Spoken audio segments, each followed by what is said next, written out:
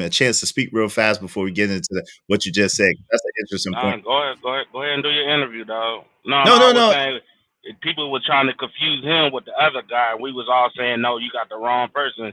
That's not who we was agreeing with. We know him from Fight Club. He was on Fight Club a few times.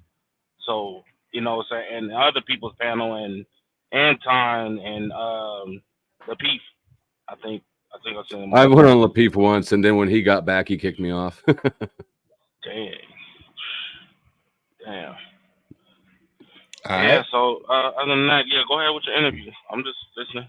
No doubt. Hey, D-Town, you wanted to say something real quick, bro? You muted, D-Town, if you're trying to say something. Ronnie said it's solid. Yeah, everybody said Flow State is solid from what I've heard. I haven't heard any negative things about him. I know I've seen him a couple of times. Did anybody else want to say anything before I ask them a couple more questions? And then we're going to get back to the video, guys. I promise. I want to familiarize myself as much as I can with him. You know what I'm saying? And all right. Shout out to Mello 747. Go ahead, fam. He seems okay. Listening to him, he seems cool, laid back. My apologies if I confused you with the other gentleman on the panel from earlier today that we were watching on Sharon's channel, but I don't know either one of you two. So I didn't hear it if you did. No offense taken. Cool. All right. So let me ask you this, brother. So when you were saying the thing about you think that the word has too much power, can you help me understand what you mean when you say that? Sure. It appears to me, and correct me if anybody on the panel disagrees with this, that that word will elicit a stronger response than even somebody talking shit on you by name. And I think that I guess I don't know what to think about it, but it stands out to me as odd that it's almost like people unknowingly or subconsciously identify with that word more than with their own name. I don't know that that's right. I'm just kind of working through the thought, actually. So no, I got you. I guess it's like the issue is the trauma that the name is that word is based in, right?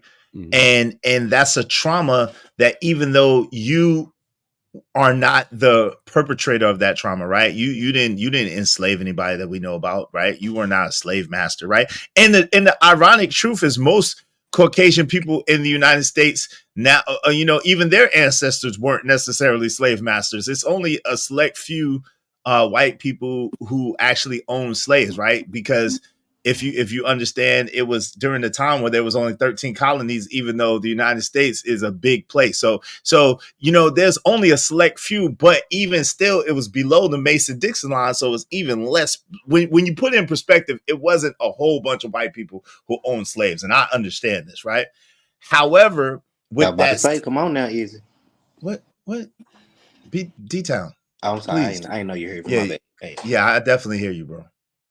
All right. So yeah, now listen, y'all gotta do the math. I don't know if y'all understand this.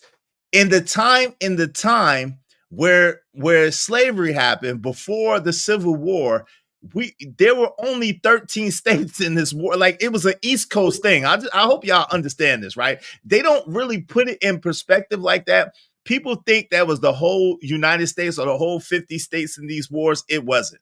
It was an East Coast thing. Y'all do realize that, right? It was the East Coast, and it was 13 colonies across the East Coast.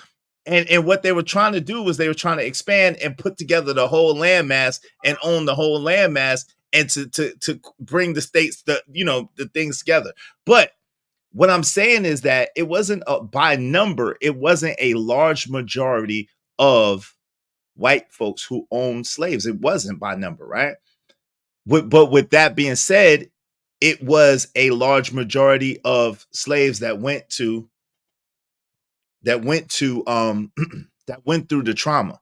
And so with that being said, that word has been used by the people who were inflicting trauma on people that look like us. So can you see, with that being said, how that could be triggering, or how that could resonate even this much time later? Yeah. No, I get how it's offensive. I don't know. It's notable how much power it has.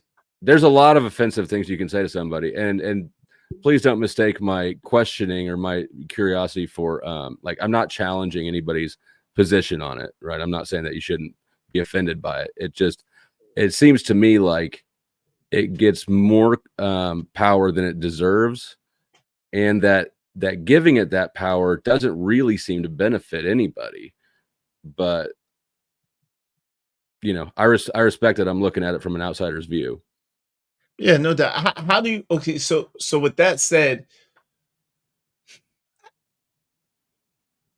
okay, so they celebrate, and this is the interesting thing to me. Are you familiar with the little hat people and the little hat culture? Yeah.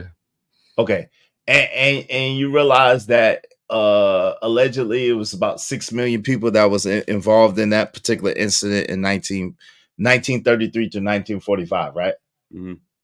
One of the major, do you know what the major tenet of their quote unquote faith or their quote unquote belief system is? You're talking about the crooked cross people. Oh, well, I mean, that was a question. Is that who you're talking about? Or are you talking about the little hats? The little hat people, yes. I don't know what the Old Testament. Well, beside that, yeah, one of the main tenets and one of the main things with them is to never forget the past, never forget your tradition, never forget what we've been through, and they even have I wouldn't call it a celebration, but I would call it a commemoration, a looking back upon it every year, right? Right.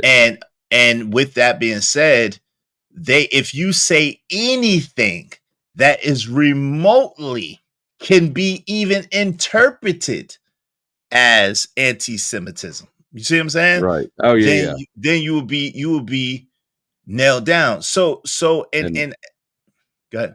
I think that's the way that they continue to weaponize that for political purposes. I don't agree with that either. Right, but what I'm saying is that the interesting thing is that we are told a lot of times, right? And I'm not accusing you of this, Flow State. I want to be clear. I'm not accusing you. I think you're cool and I'm enjoying the conversation. I'm just saying a lot of times Negroes, so-called black folks in America are told, hey, get over it. It happened so long ago. Why are y'all talking about that? Why are y'all thinking about that? Y'all giving that too much energy and power. And we're talking about a total of 12 years for one thing, and then we're talking about hundreds of years for another thing. We're talking about an estimated 6 million people for one thing and over 30 million people for another thing. So when we put it in that kind of perspective and we put it in that kind of mass, can you help me see how it's, and I know you just said that you don't think that it's cool that they try to use that and try to politicize that, right? But can you help me understand why, by and large, culturally, it's okay for them to push that ideology, for them to push accountability, responsibility for any kind of rhetoric that involves that. But when it comes to us, we cannot speak on it, we cannot talk about it, we cannot enforce any type of anything about it. Like, do you follow me? I hear what you're saying, and I would not support. I'm not saying that what they're doing is okay. I don't support that. I actually think that they're exploiting it. Kind of like a trying to use their basically weaponize their victimhood. Yes, absolutely, and politicize it, because you can't. There's a whole nation that you can't criticize politically because they obfuscate, the nationality or the religion, I suppose, the people with the country.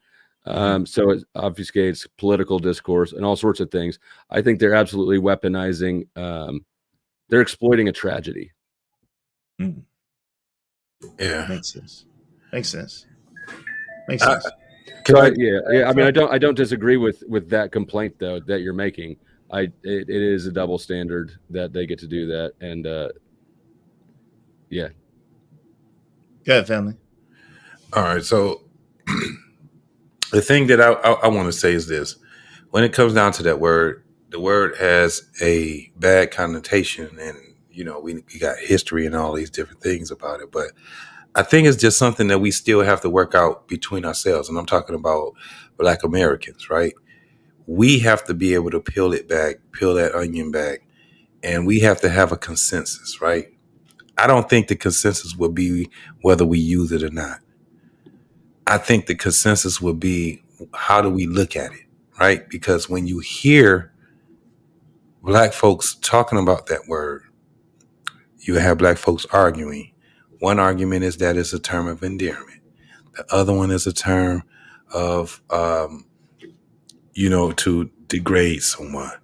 And then you have another argument where they talk about the origin of the word Niger and all these different things. So it's us working out how we actually working out having a consensus on the use that we would use it as. I just don't think that anybody outside of Black folks, if we come to the consensus that they have the right to use that word, we should be able to be able to say that. You ain't got the right to deal with it.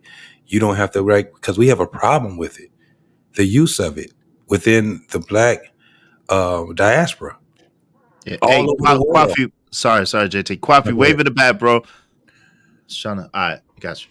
You got some people that's not sensitive to it, especially, and it all depends on the age too. So, for instance, what I've found out was that in Miami, everybody uses that word.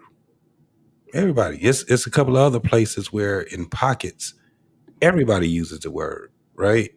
Normally, the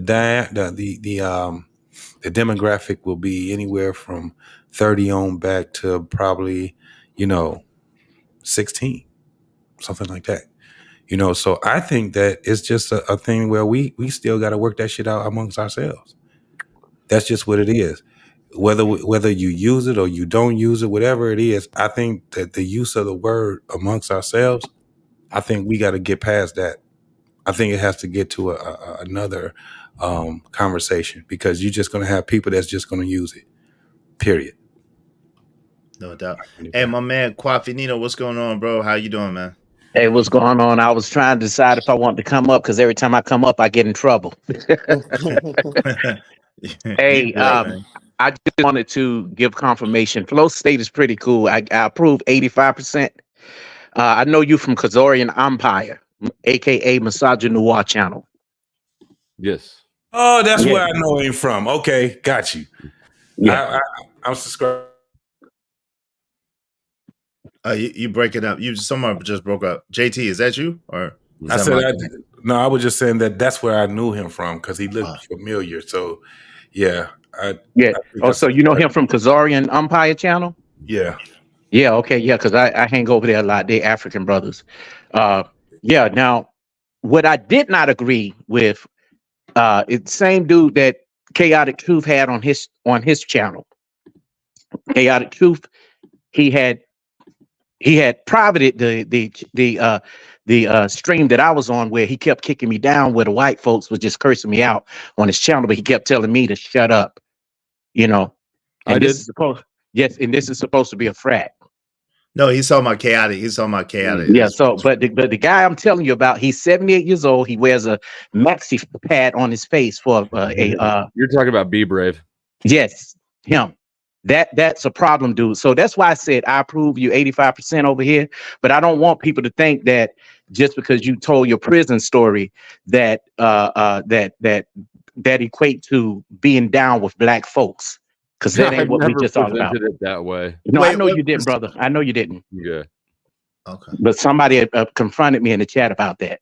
Yeah, I'm confused. I don't even know what prison story. He didn't tell a prison story up here. You have a prison story, Flow State? I have sort of. But no, this is cool. I don't want to hear it. I got raided in 2017 for drugs. Okay.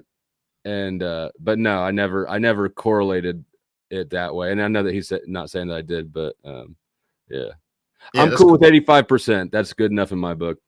And no doubt. And yo, for Kwafi Nino to give you 85%, that says a lot. I'm gonna tell you, I probably got 85% myself, maybe 80.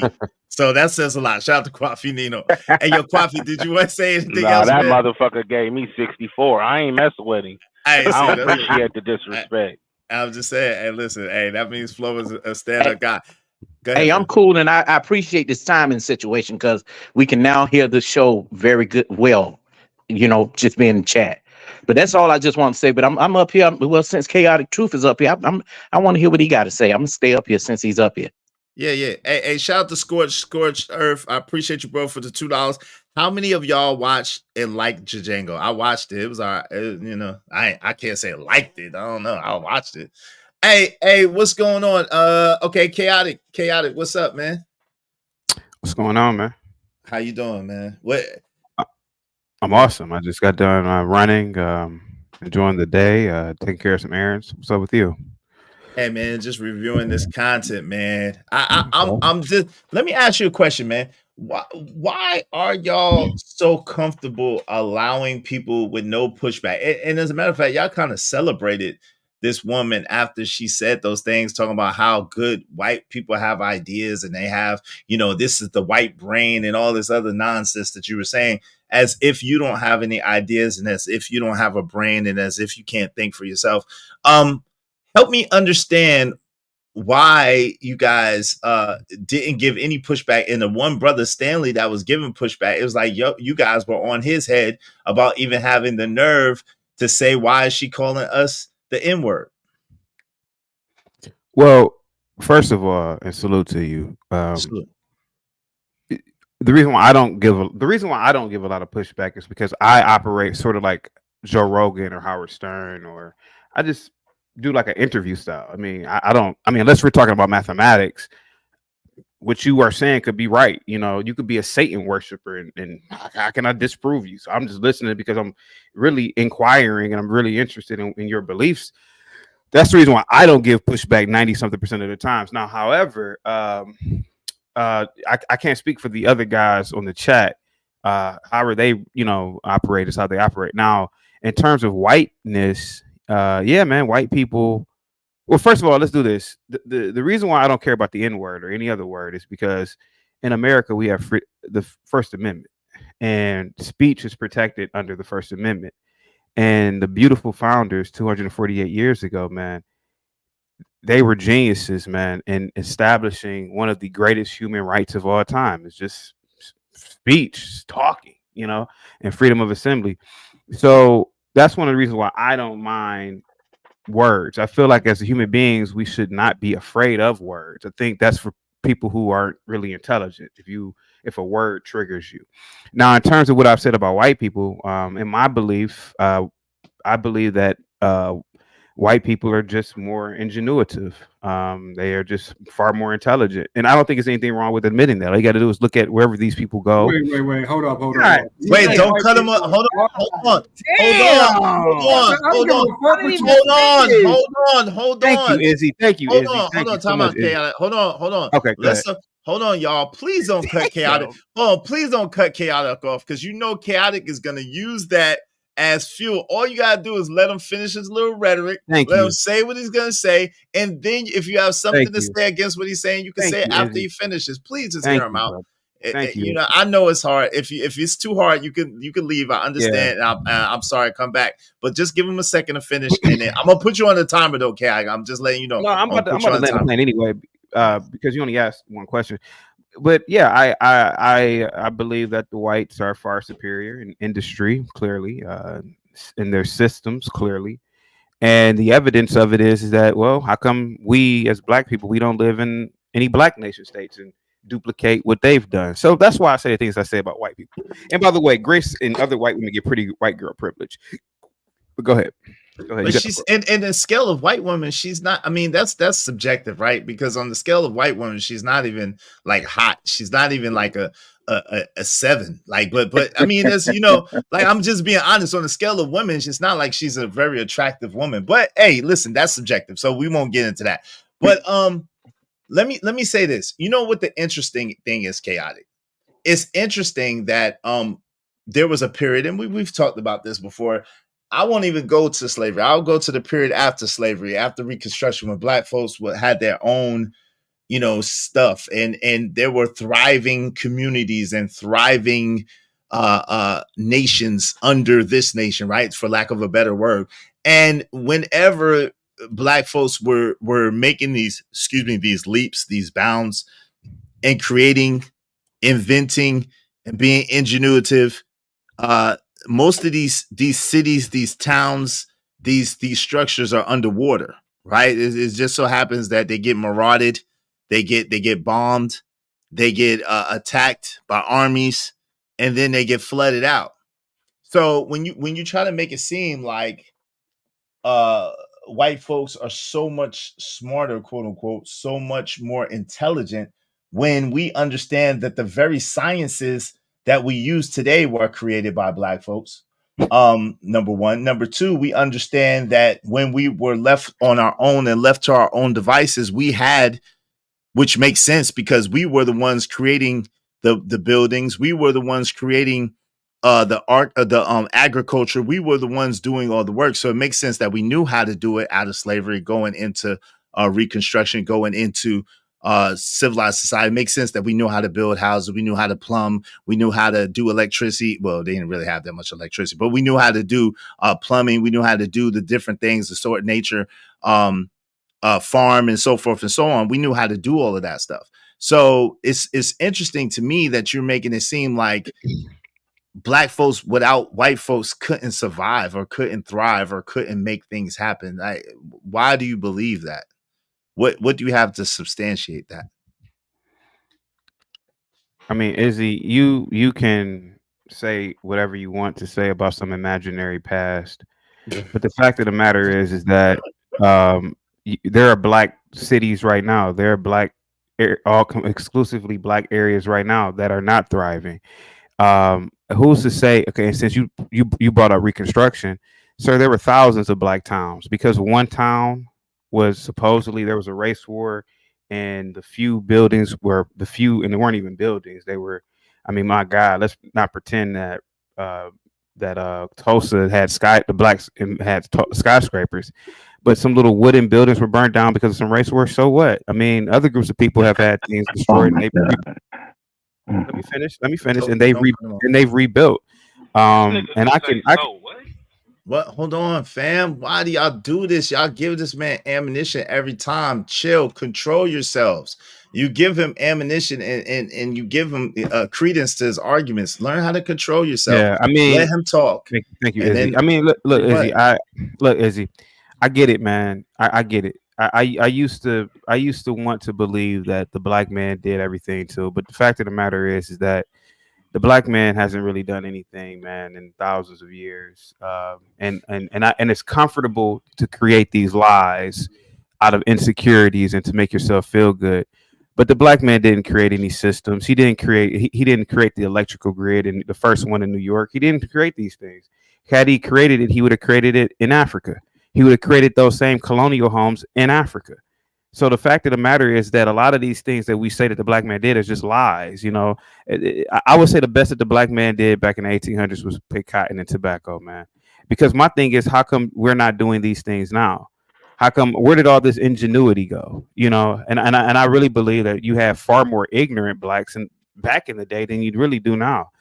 I don't think anything. I really don't believe a lot of those stories about Tulsa and Rosewood. I really don't, because how many racial hoaxes do we have today?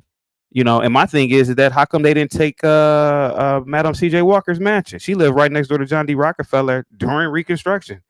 So the fact of the matter is that we failed, and we just can't get over the fact that we failed. So we make up lies about our failure, man. And that's what I believe. And I'm not saying that you were wrong either. I mean, neither of us have a DeLorean. We can't go back in time. But bro, we want to be around white people. We want to be in their culture, and we can't duplicate it in Africa. Because if we could, if we're so smart, why don't we just go to Africa and just duplicate? Supposedly we created everything. Why don't we just do it in Africa? I'm done. So okay. So, and I'm gonna let y'all get in there too. in a moment. Let me just say this.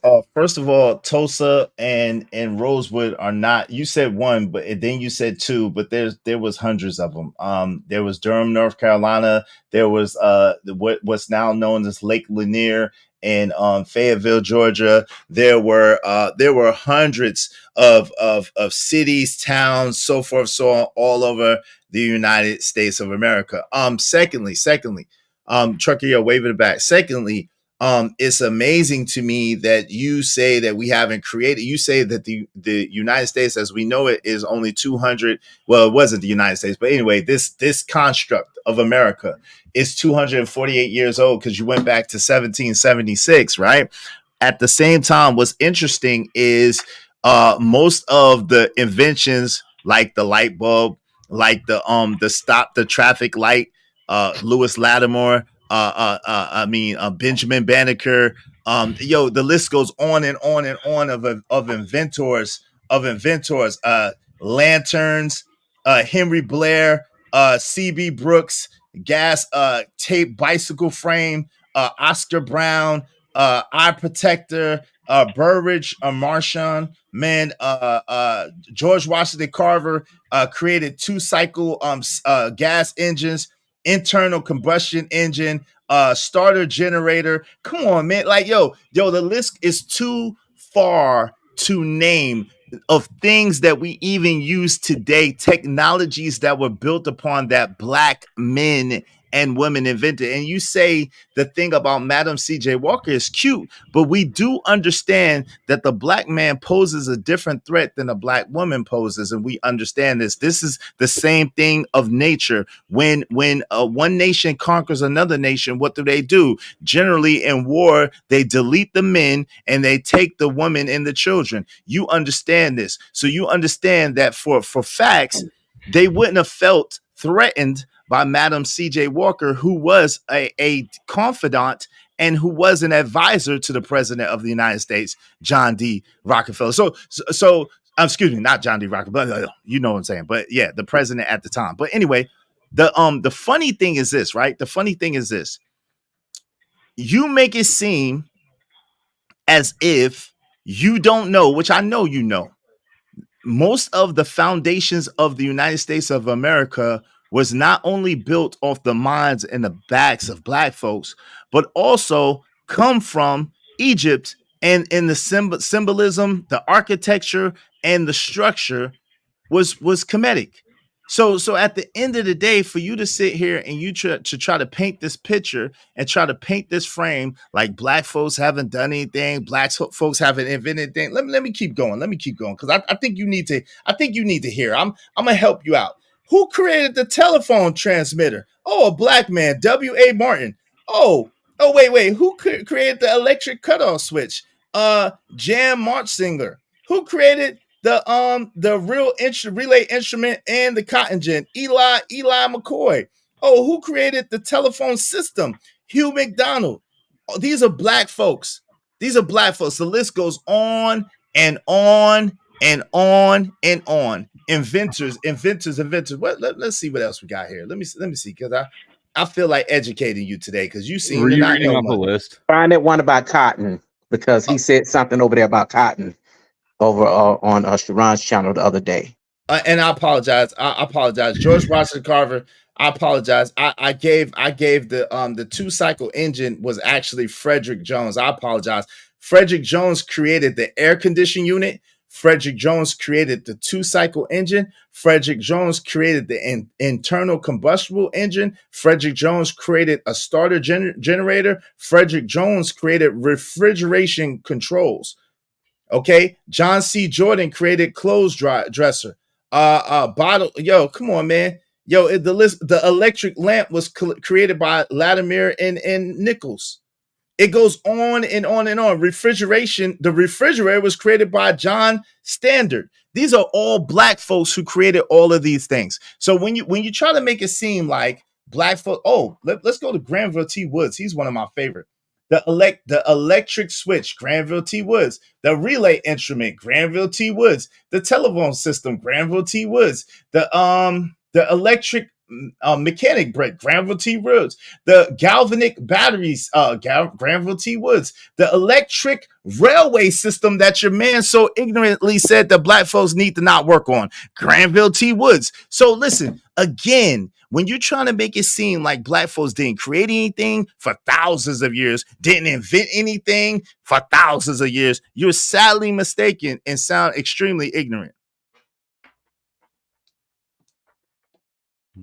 Can I say something and I'm gonna get down? Yeah, go ahead, Kwafi. I've been in this space a long time and I know exactly what all of them do. And I told you, I have clips, I have everything. And you just got to know what they do. That's all I got to say. It's the same old talking points, and nobody put their feet to the fire to cite sources, because back a few years ago, everybody had to debate and bring their actual documentation to show, these things. See, because some of these dudes that just get up here and say anything, and it's not correct. And Chaotic Truth is a smart guy. He was a school teacher that got fired because he went and did some crazy shit. And he knows exactly what I'm talking about. But I'll land there. That's it. Hey, yo, but listen, I gave him inventors. The helicopter was created by Paul E. Williams, a black man. Come on, man. Blood plasma, Dr. Charles Drew. Come on, man. What do I got to keep? The pacemaker controls, Otis Boyden. Do you need me to keep going, sir? These are modern inventions that we use every day that were created by black men. A wrench was created by a black man, John A. Johnson. Do you need more, sir? The motor was created by Jay Gregory. That's a black man. Do you need more? I forgot I did want to ask him about the cotton comment. Izzy, can I address him on something real quick before he asks me something about cotton? Sure. No, listen to what Israel say first, because he's a show. Don't worry about what I say. You've spewed some things out and said some shit about me, in the past, and I've said some things about you. Let's just keep it there. Izzy, may I respond real quick? Wait, hold on. Yeah, hey, listen, hold on. It's gonna be real quick. I got you. The cellular phone, Henry Sampson. Okay. Please briefly, you could address him back, and then. Thank you, black man, for furthering my point again. How evil and grimy black people are. You're sitting over there and you said I got fired from teaching. You don't even know what the fuck you talking about, bro. I've never gotten fired from any of my teaching jobs, man. But like you said it yourself. Well, you quit because you quit. Hold on. Izzy, can I talk real quick? Now you're just saying I quit. You don't know what the fuck you're talking about, man. But that's fine, bro. It proves my point about the griminess of blacks. You're sending out a fucking lie, and now people are gonna misinterpret that, and they're gonna create something in their head. Oh, why did he get fired? Could it be this? Could it be that? You've done it too. You've done it a lot. Hey, man, I'm not shitting the fuck up, nigga. Who the fuck you think you're talking to? Who do you think you're talking to? Brother, who the fuck are you? Ignorant ass motherfucker. Nigga, you sitting over here like a motherfucking porch monkey, like a typical lion nigga. You look more one than I do, buddy. You look more than one than I do with your nappy ass motherfucking hair, nigga. I told you 5 years ago to go get your motherfucking haircut, and you never went and got cut. You crusty, dusty, chapped lips ass motherfucker. Fuck you, dude. You're a typical black nigga lying on another black You're a black nigga too. I'm one too. Okay, so what? I'm one. You one too. You idiot. You sat over there. What you do is tap dance all the time and get these motherfuckers over here and for your clown show. If I saw you, I would beat your motherfucking ass. I will kick your ass, bitch. I will beat your ass, nigga. Like a you goddamn 5'3" nigga, you'll end up in the penitentiary because I'll call the police on you. I'm far from that. I am the law, bitch. Who the fuck you think you talking to? I am the law. How you think they know about all y'all motherfuckers? How you think they know about y'all motherfuckers? You idiot. And I'm calling the goddamn headquarters from Alpha Phi Alpha on your motherfucking ass for what you've been doing in these spaces. You idiot. I know the general president personally. In your goddamn region, bitch. In your region. In your region. I don't give a call on motherfucker. You are a typical nigger. You ever sitting over here lying? Thank you. Thank you. Thank you. Thank you. Thank you. Thank you. Thank you, Krusty. Thank you, Dusty. Thank you. Because the only reason why you over here right now is because you want to put on a show. You didn't come over here until you saw Flo over here. And I'm quite sure he don't motherfucking agree with your stupid ass. What the fuck are you You didn't come over here until you saw him over here. You can't. You didn't come over here until you saw him over here. In the title, you dumb nigger. Okay, you done, bitch? Are you done, bitch? Are you done, bitch? Are you done? Are you telling me that my name isn't tagged in the title, you dumb black nigger? Nigger. Is my name not in the title? Okay, brother. It's okay. It's all good. It's all good. Nigger. It's a, oh, you nappy. My hair's not nappy, nigga. Your hair nappy. You ain't had a haircut in so long. You probably got bugs in your motherfucking hair. You crusty ass and that old motherfucking suit that you be wearing all the time, nigga. I can repackage your motherfucking ass. Nigger. You ignorant ass motherfucker. Violent nigger. You said that you would attack another black man. I ain't never did shit to you, fucking nigger. You ain't attacking the drug dealer. Thank you, nigger. Thank you. Black man leaving the field, nigga. Thank you. Chaotic. Stop with the hard ER, bro. Okay, I'll stop with the hard ER. You ain't gonna attack those drug dealers, you porch monkey. Hey, leave us out of it. You ain't gonna attack. Hold on for a second. You ain't gonna attack the black men leaving their families and leaving black women single mothers, you porch monkey. But you're gonna attack me because I'm talking to Izzy. I'm not even talking to you. But then you're gonna get up here and lie. Typical black man, typical black culture, lying on each other, gossiping on each other. Then you said that you would attack me, proving my point. You blackie. You're a violent black animal, and that's why I hate y'all. And that's why I get the fuck away from y'all. You're an animal, and you need to be in a cage, you fucking porch monkey swinging blackie. Well, let me ask you a question. Man, What do you I'm ready to talk to you. Izzy. I'm done with this black ass dude. Wait. And do me a favor. Call Willis Langer, who's a general president. Ask him about me. Since you know so much about me, I actually know who he is. Okay, hold I know on. him personally. Okay, he dropped off. Hold on, relax, because I hate niggas, okay, relax. I'm not used to this chaotic. I don't like this chaotic. I don't like that. I don't like when people lie on me on some personal stuff. That's a fucking lie. Okay, I got you. You done drop hard ERs on my channel. Everything. That's what he is. No. But you know that's gonna get my channel flagged, man. That's not. I'm sorry, bro. Yeah, you could at least send a donation, a love offering, or something. Damn, man. But let me ask you a question, chaotic. Listen. Yes, sir. What do you do when you look in the mirror, bro? Like, yo, bro, I don't think of, bro. That's the thing with you. When you look in the mirror, what do you do, bro? There is so much to the universe than race, man. I don't think about race all the goddamn time. Wait, no, you missing. Hold on, chaotic. Hold on, relax. It's okay. Listen, what I'm saying. You was calling him black, crispy, crunchy. You damn right I was. Hold on. Okay, so I'm asking you, when you look in the mirror and you see yourself, I'm gonna answer your question because that's what N-words do. It's a culture of behavior that I am not a part of. It is something that I've observed all my life. The lying, the gossiping, the insults, the attacking of people. I don't do that with people up here. Listen, Izzy, I came up here because I wanted to address the topic. He's attacking me. He's saying, oh, you this, you that, you that, you that, you this, you's a coon, you this. I don't say those things to people.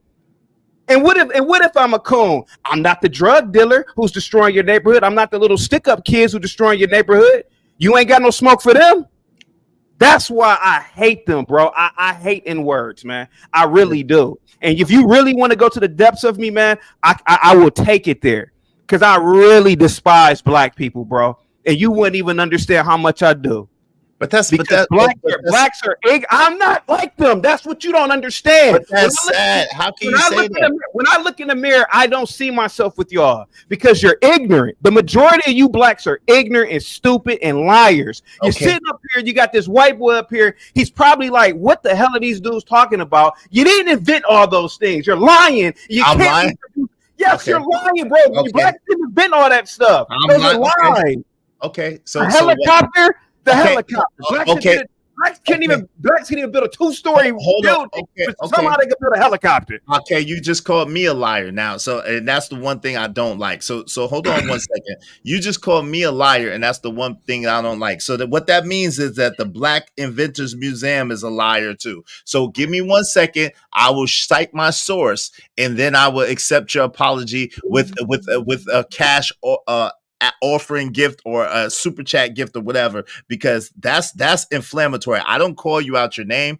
I attack your talking points. I don't call you out your name or come at you disparagingly. I ask people not to cut you off. Okay, I apologize. I let you talk. Izzy, but then you got disrespect me and call me a liar. I was on one. I apologize. Okay. But I got it. I know. No, it's okay. It's all right. I'm gonna show you that I'm not a liar since you need to see it. You know what I'm saying? And what I got my source from is the Black Inventors Museum. There's a such place as the Black Inventors Museum. Okay. So if I'm a liar, they lied first. Okay. Just for the record. Okay. So here we go. Let me pull this up for you. Let me make sure it's the same one. There you go. Here it is. So if I'm a liar, they lied first, okay? Since you called me a liar. And this is a good teaching moment.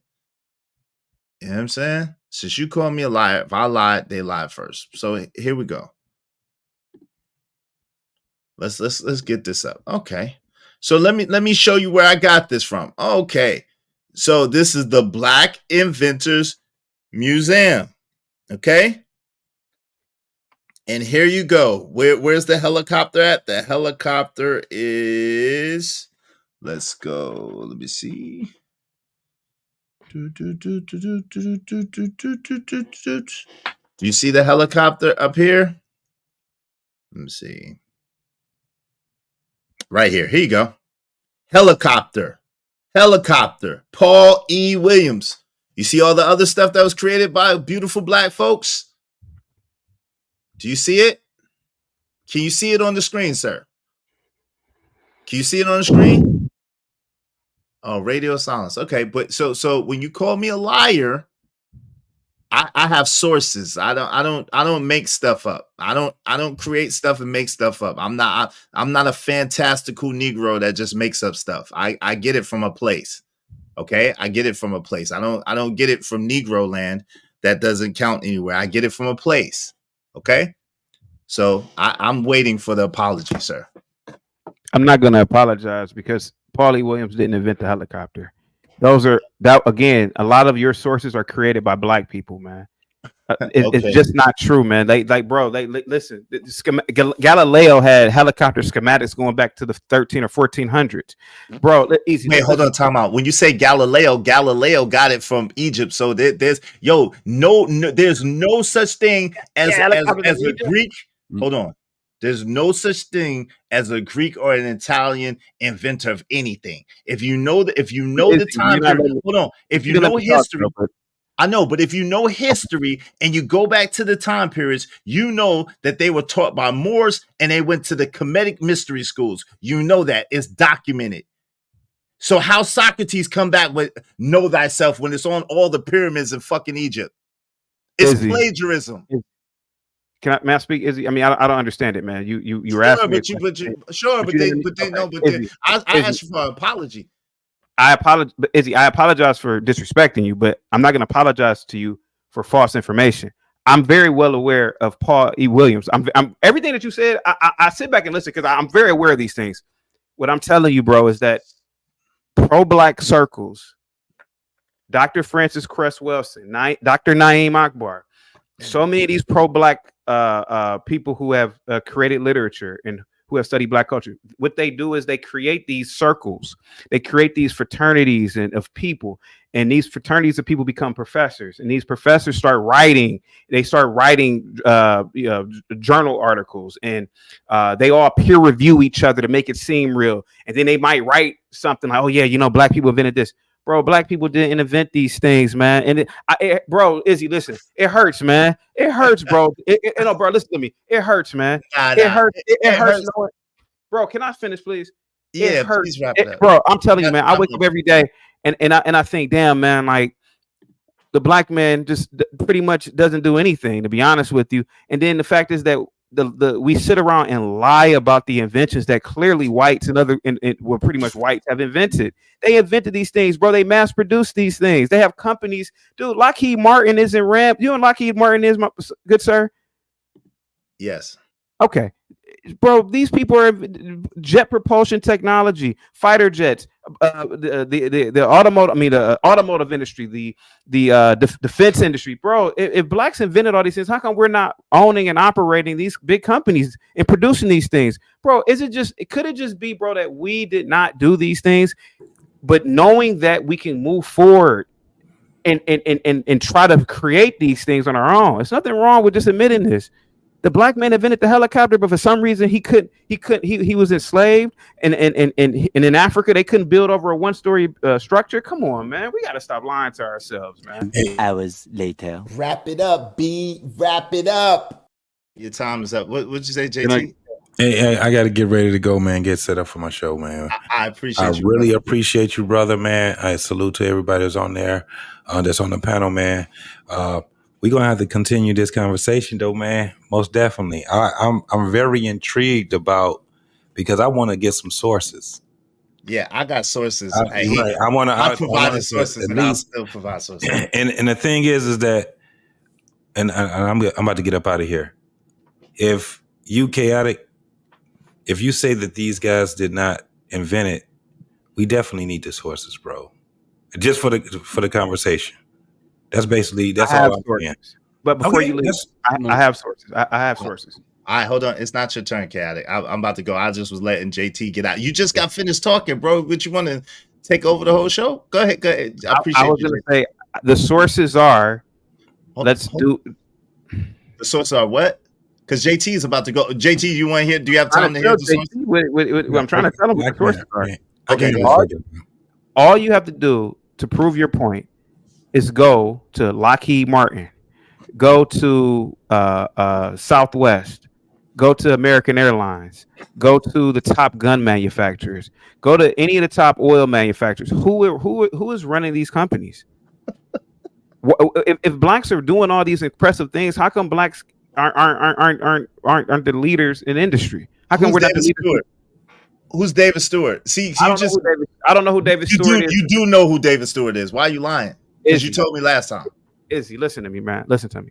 If black people are doing all these great things, why aren't we the leaders in the very same industry that we claim to have built?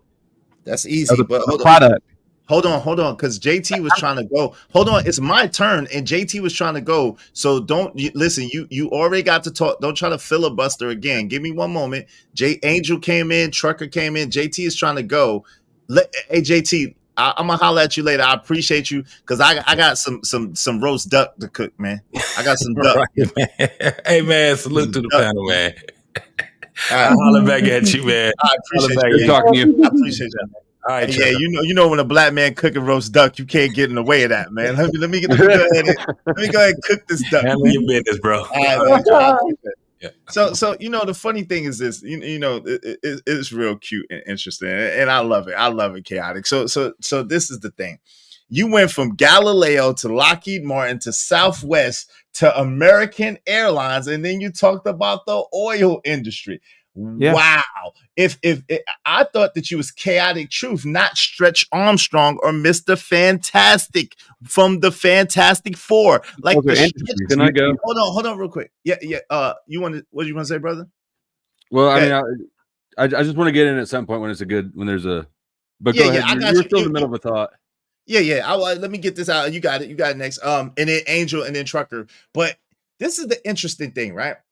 So, if y'all want to make sure your comments get highlighted red, make sure you do so through the super chat, through the Cash App. Support the show, support the stream. You know what I mean? Dope discussions deserve dope donations, contribution for the conversation. I'm telling you, I'm about to cook this dude, and here it is. So, this is the interesting thing, right? You're talking about Lockheed Martin. You're talking about the things that are right now. And okay, so your argument is they couldn't have invented these things because of the fact of how things are right now. So, according to you, you're citing Galileo, you cite Rome, you cite Greece, and we all know that all of these empires fell. We all know that they had a beginning and they had an ending, and we know that although some of those places are still here to this day, their empire, their reign, their what they was known for is no longer. So it's interesting to me that you're trying to say that just because right now in the annals of history in America, we're not up that we never invented anything. Okay, so we know for a fact that Christopher Columbus or Cristobal Colombo was known to have discovered America, but he never even reached America, right? He reached the island of Hispaniola, which is modern day Haiti and Dominican Republic, right? We know that on the way for spices and whatever. We know that the colonizer, he came here and he landed here in and around 1619, right? And the was so-called United States of America. But you make a lot of presumptions about going back to Africa. You make a lot of presumptions about Africa. I don't know nothing about Africa. None of my people that I know of are from Africa. Guess what? I do know. I have people that go generation and generation and generation here before even slave times. So my people are from here. A large percentage of them are from here, are from this land. This is my land that we already were here in. And guess what? We lived on an AMP system, which means that we lived off the earth, we bartered, we traded with each other, and there was no such thing as paper money. So we were not capitalists or venture capitalists or trying to get anything. We were living off the land, we were working with each other, and we were cooperative. Now, because we are a benevolent people, and because we are people of the sun, we do allow other people to come in our midst. Much like today, we show love, we spread love. It's the Brooklyn way. Unfortunately, some people take kindness for weakness and some people use that to take over. So now you are saying that the white man invented oil?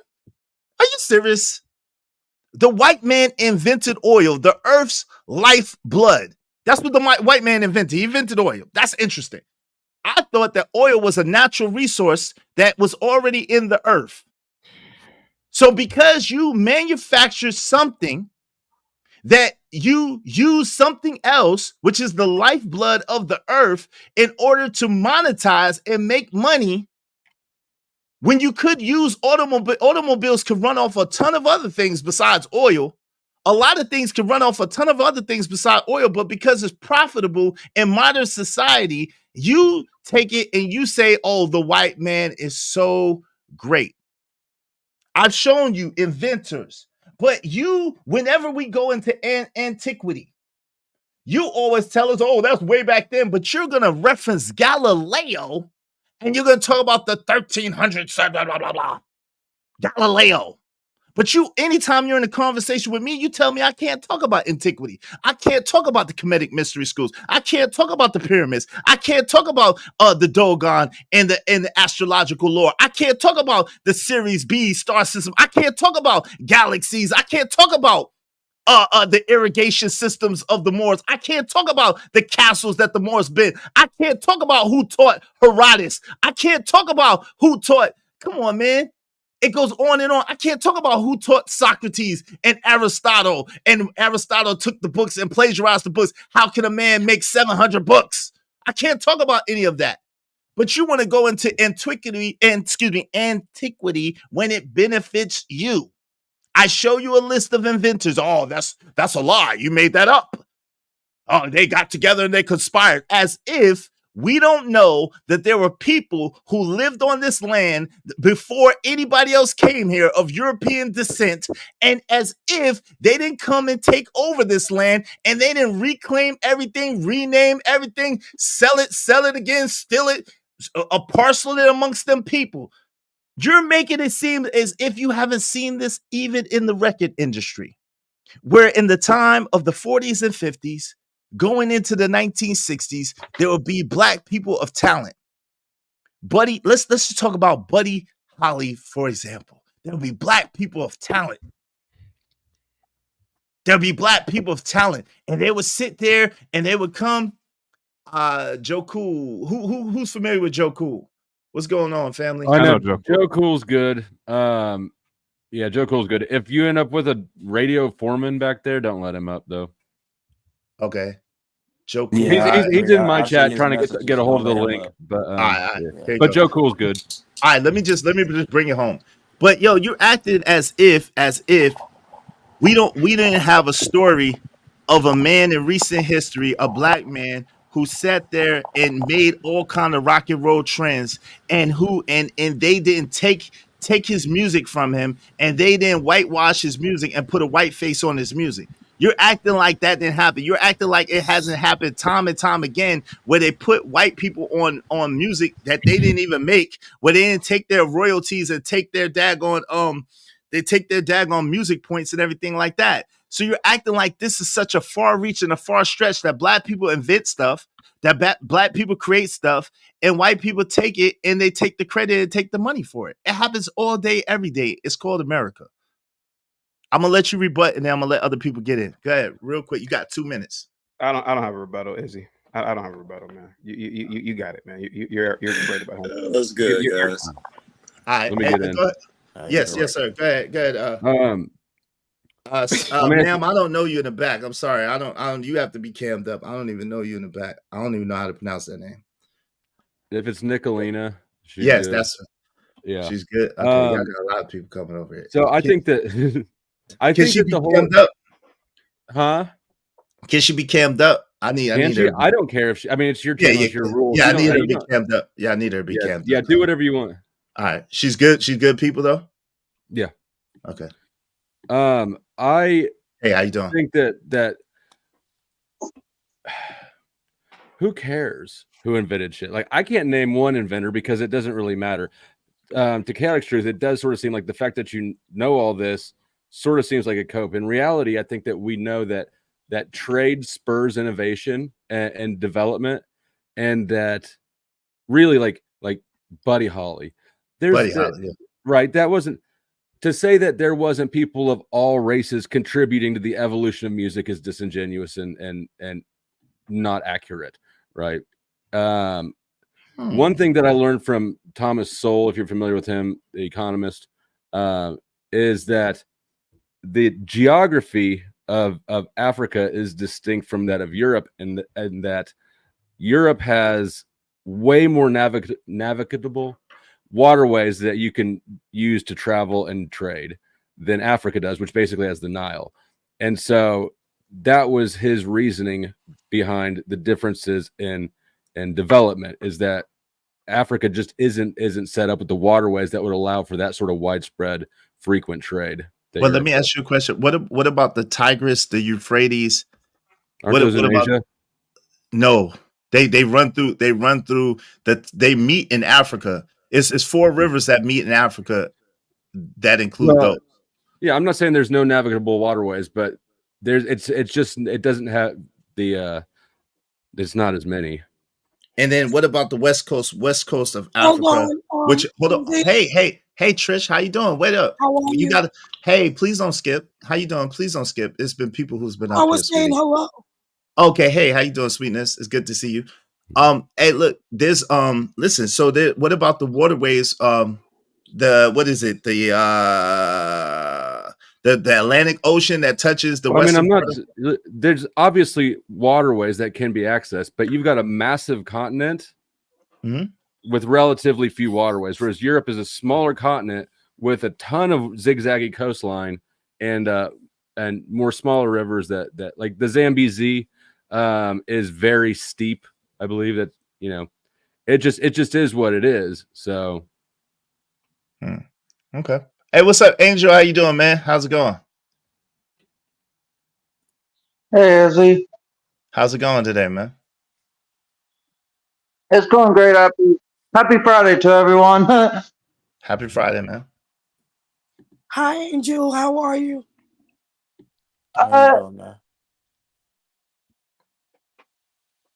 Who was talking there? No one. They're just saying how you doing. And Trish was saying hello. Oh, hey, Trucker. Yeah, did you want to add anything to the conversation, Angel? As of right now, there's really not much, because I know there's been plenty of inventors in terms of the stuff we use and eat today, but in terms of like who founded America or invented America, that's kind of like a tricky thing to answer, if you ask me. Like if you think about like the person who invented the Pringle chip, he was a white man, obviously, and there's been so many products. over the years that's been invented by the white man? Like, name like one product that you can think of that is invented by a black man or a I just black feel like person there, like the light bulb, the cell phone, the computer, the VHS tape, the DVD, your favorite brand of cereal. Like whatever we use or eat, drink, or play with on a daily basis has always been the white man or a white human being for some odd reason. Like the guy who invented the gaming console, the Xbox, the GameCube, the are you Nintendo just naming things? 64. Like anything that you use. Nintendo's a Chinese company. I mean, Yeah, he's just naming. this He's is just this is naming a, stuff. He's this just is a naming weird stuff. Yeah, this is a weird point of it's a contention. weird struggle anyways, like, Yeah. you know. Yeah, because actually a couple of things, hey Angel, a couple of, just to put a feather in your cap, a couple of things that you said were invented by white people were actually invented by black folks in America. Just for the record. As Just for the a record. matter of fact, let me ask you. But anyways, Wait, Angel, let me ask you. You got a security system in your home?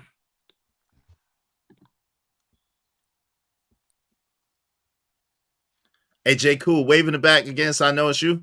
All right, J Cool. You got a security system in your home? What's the code? No, it's just a yes or no. Lord. So I don't know the rules of this panel, but I would like to say thank you for allowing me up for just a quick second. I guess I look at everything that you guys are talking about topic wise, and maybe it's because I'm white as fuck, and I'm not trying to be racist. I am ignorant to most racial issues. But can I ask you a question? Let me ask you a couple of Absolutely. questions. How do you Absolutely. pronounce your name, number one? Nicole. It's Nicole. Nicolina. Yeah. Okay, Nicolina. Okay, cool. Now, if you, No. I'm more than glad. Hold on, I'm more than glad to hear from you and hear what you have to say. The only thing I ask is that after you say what you have to say, you don't just leave out. You give me the opportunity to answer any question that you might have. Is that fair? Absolutely. All right, go ahead. Absolutely. I'm listening. And So Mr. Me in the back, y'all know who Mr. Me is. I think that's Radio Foreman trying to get Oh Okay. yeah. Okay. Don't No let him up. good. No good. Okay. I Go think ahead. it's Radio Foreman. Okay. So I come from immigrant grandparents on my paternal side, right?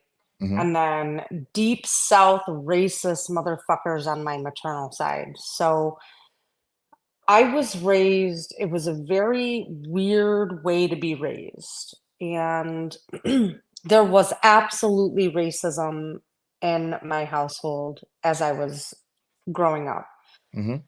as well as other forms of bigotry. So, as the oldest child, I clearly was the child that was going to tell my parents to fuck off, which I did.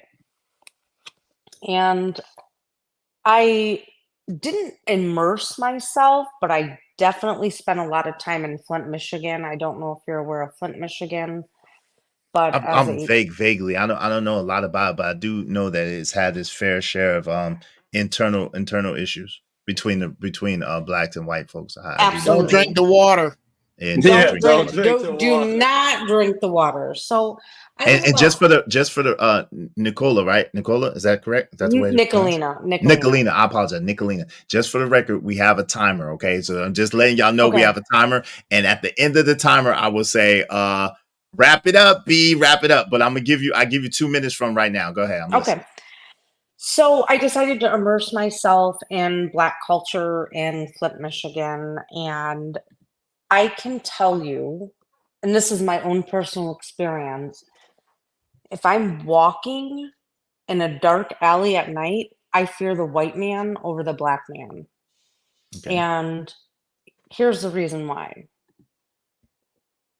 Black men just want to be heard, they want to be seen, they want to be recognized for their contributions.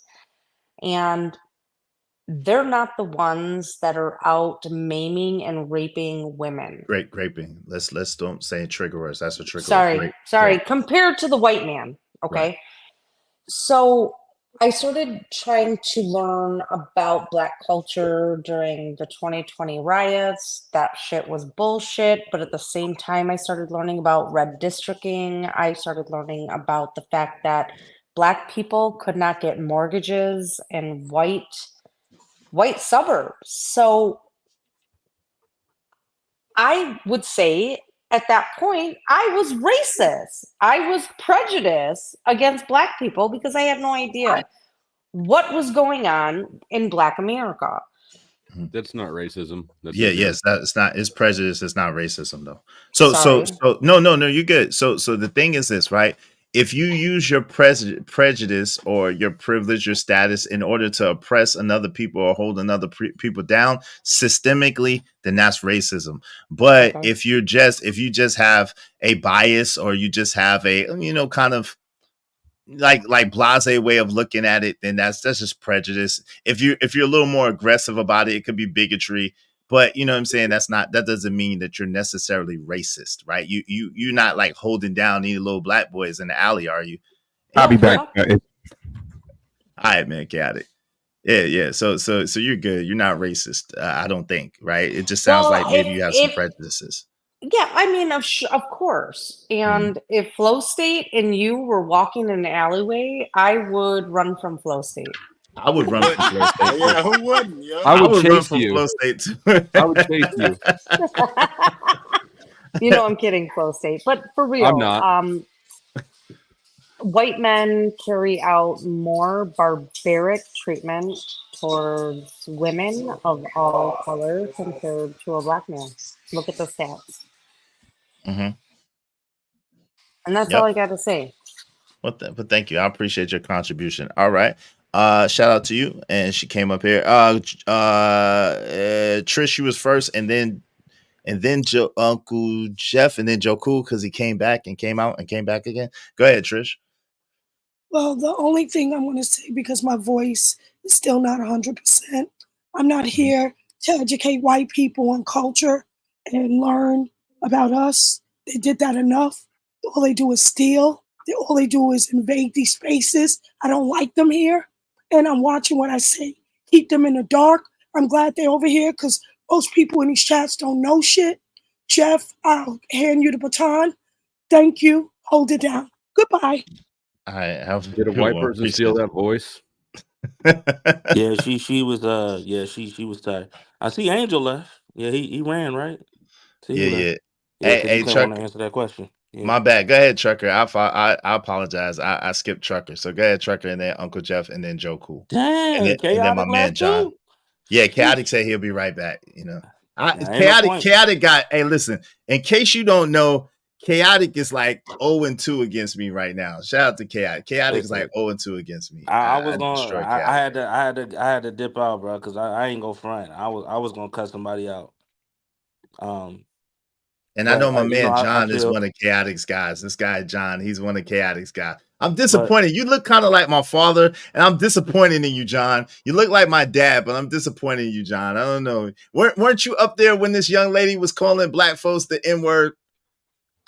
I just joined, so I didn't hear that part. Oh, no. Okay, so this wasn't you down here? That's not you right there? You talking about in a Chaotic stream? Yeah, ain't that you? I haven't heard that. I don't remember it. So right here, right? This is you, right? Is that you? Is that you right there? Down there? Me, bro. I didn't hear. What did she say? Okay, you good? Go ahead. Go ahead, Trucker. My bad. No.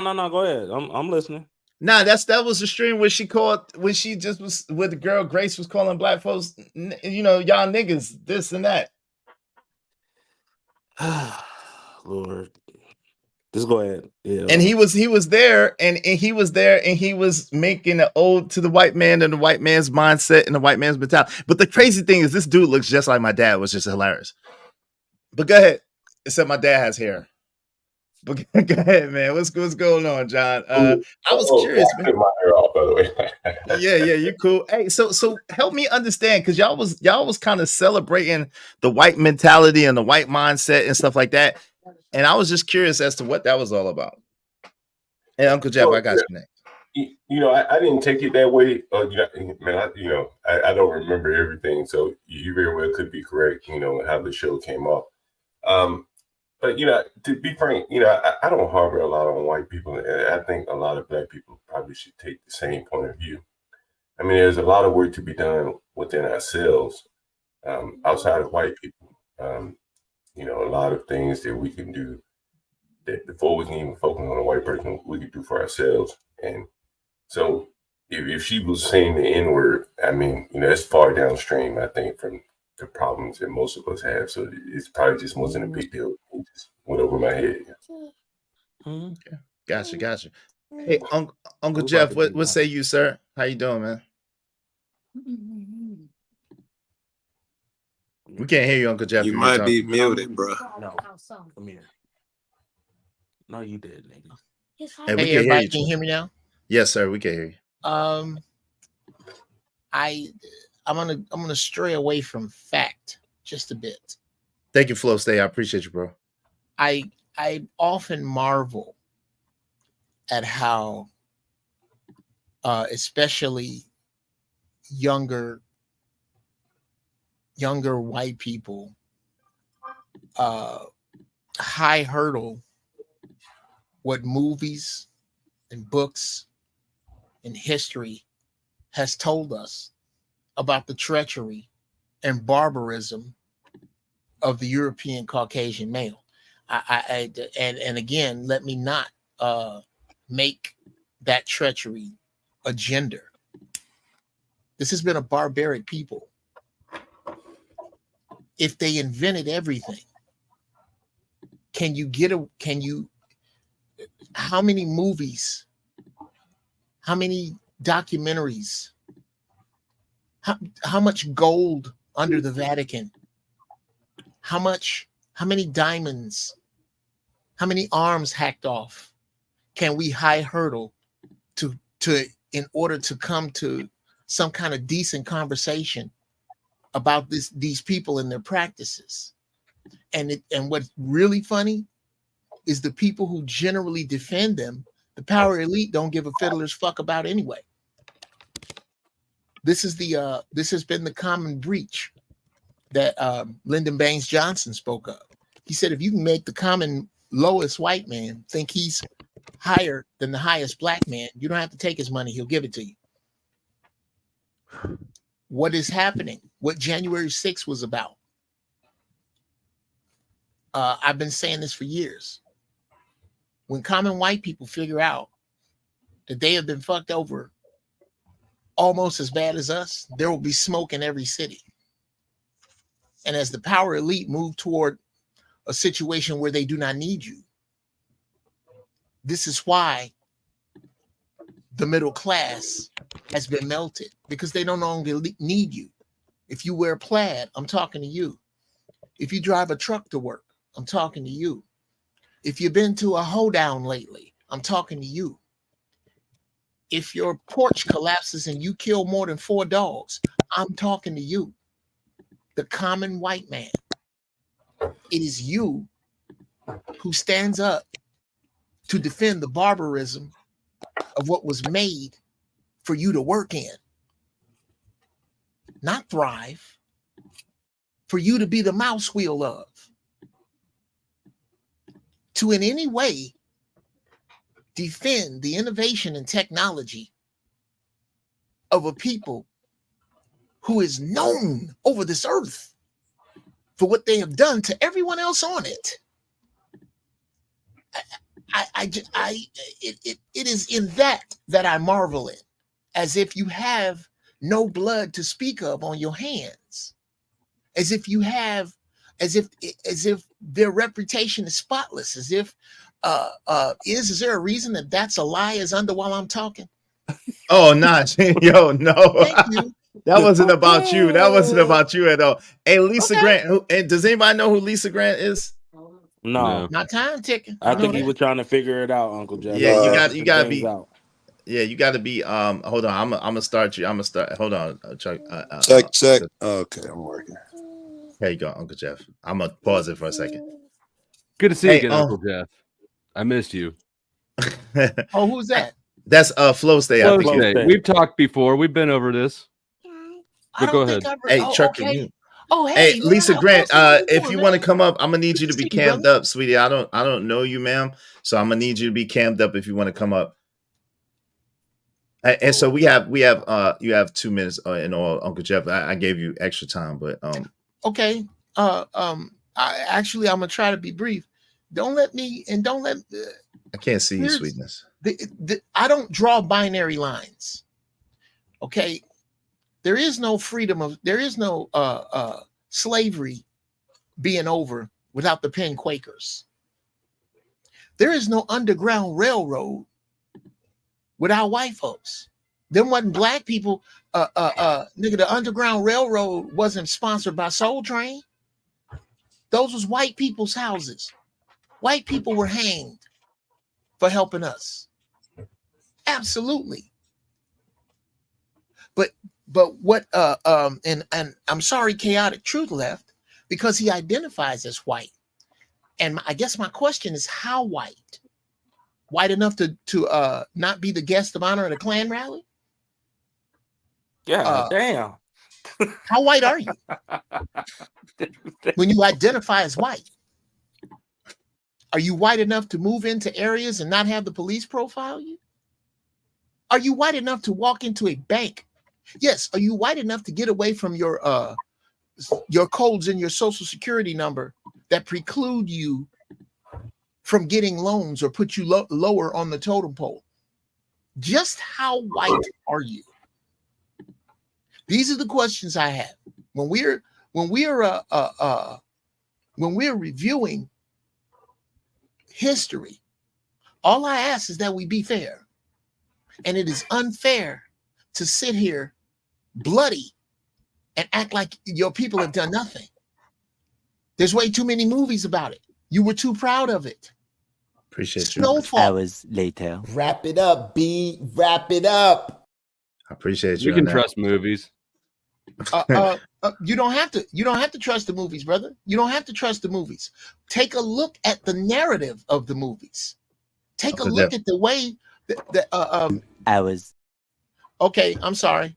I thought I had a timer that I could see. It left. Yeah, what I got? Yeah, I put it back because I was trying to do multiple things at the same time. I don't have what you would call OBS, so I don't have a way of putting it small. I wish I did. So it's big in the back, but you just gotta trust me that I got you on the timer. Okay. And, you know what I'm saying? All right. It's a 2-minute timer. I showed you the timer to let you know that it's there. You know what I'm saying? To let you know that. Well, if you need me, I can just shut the fuck up right there. No, you good. You could talk, but I just got to get Joe Cool in here as well. I kept seeing 2 hours later, like I've been talking too long, and I is that what that means? Yeah, that's the wrap it up. It's the wrap. It's not just for you, Uncle Jeff. I get when you go over the listen. I didn't see it. Okay, forgive me, brother. Forgive me. Here's my confusion. At first, I saw a clock, and then I didn't. Yes, and sir. then I thought I was going to get some extra time, and then folks was talking. What is the I point kind of that you're lost trying track to of make? time too. So I'll just shut the fuck up right now. now. I gave you extra time, Uncle Jeff. I gave you extra time right in front of your face, and I set the clock behind the scenes, Uncle Jeff. Like at the end of the day, it's cumbersome because I got another video is right here, and I can't. And StreamYard, I can't put 2 videos up at the same time. I feel all of that, brother. But what I'm saying is the 2 hours later shit. That's a bit offensive. Because I apologize. I apologize. It's like it's really 2 minutes later, but okay, my bad. It's too. Jesus, y'all are so sensitive. Are you okay? Can you carry on? You all right? Sensitive. I've been trying to work on my brevity, brother.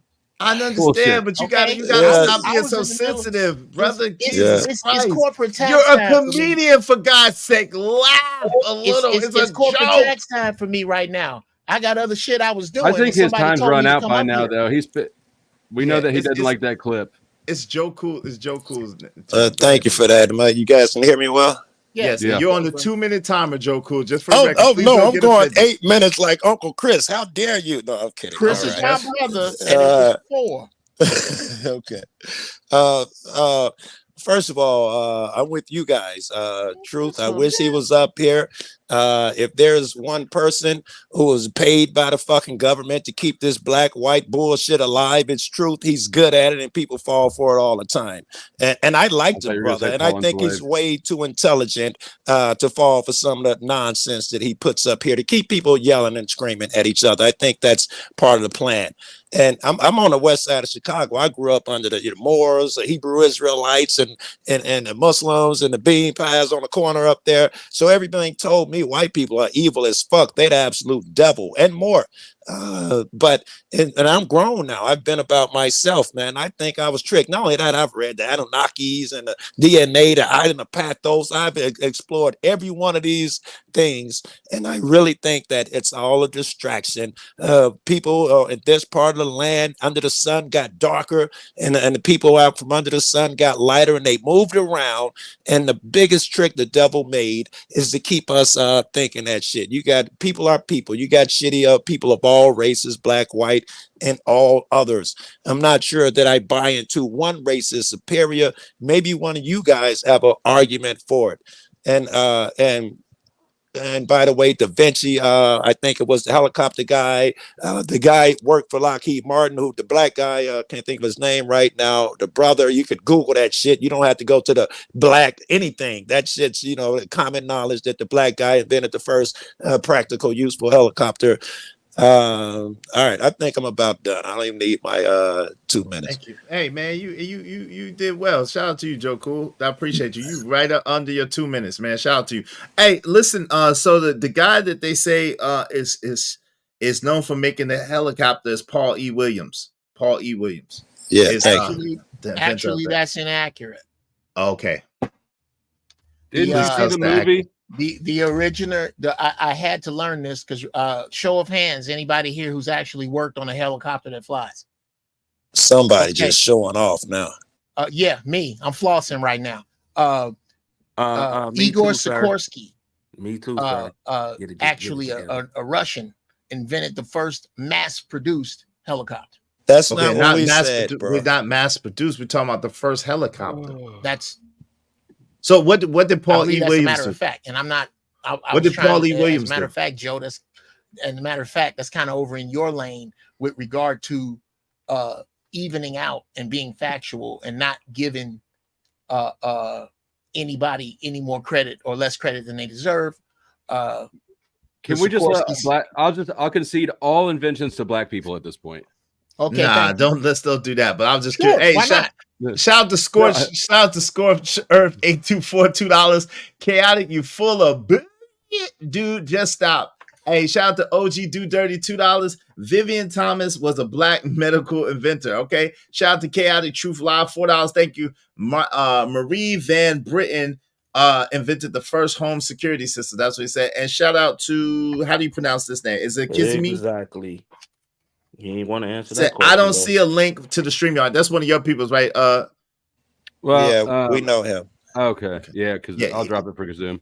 All right. Shout out to Izzy's cool peoples. Hey, shout out to Torrance Moore. Hey, thank you very much again. I appreciate you, family. Thank you so much for the Cash App Flow State. Thank you so much, Kwafi Nino, for the Cash App. And thank you so much, Emperor Coach. My man, Trucker Yale, for the Cash App. I appreciate y'all. Appreciate y'all. Let me celebrate y'all real quick. Thanks, man. I got money.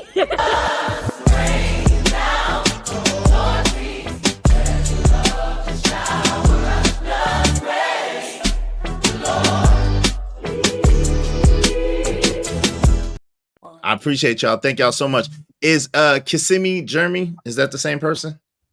I don't know. I don't think so. I think that's probably Radio Foreman. Jeremy? What does he look like? Is he got to pop him on real quick and I'll look at him. Like yeah, get rid of him. Okay. Thanks. Nice shots. He had a Satan smile on his face. I appreciate it, man. Thank you. Yeah. That's Radio Foreman. He's the one that I said I'm not going to vouch for him. Okay. He didn't get to stay on my panel. I'm watching the comments. I'm watching what he's putting in the comments. You know what I'm saying? So I agree with that. Hey, okay. So listen, this is the thing. Like, I don't want to create an environment like, that was just a reply to Chaotic's rhetoric. Chaotic was making it seem as if black people didn't invent anything, didn't create anything for the last 1,000 years, and that's not true at all. So that was the response to his rhetoric, and I showed the receipts. You know what I'm saying? So that's all that is. So I mean, I agree. I think that we get a lot better things accomplished working together than not. Kissing Me is an older gentleman. He's good. Wave in the back if it's you, sir. Okay, how you doing, man? All right. Hey. They say you're good. They say you're good. Hey, how's it going? Pretty good. All right. How you doing today? How's it going? Shout out to you. How's it going today? Going all right. Just here, hanging out, chilling, and I'm glad to be here. Yes, we're glad to have you. So this was the question I was gonna ask around the board, because this original conversation started out because a young lady. Are you familiar with Grace? Do you know her? The young lady Grace. This young lady. I mean, right I know Grace Jones, but hilarious. This young lady right here. You familiar with her?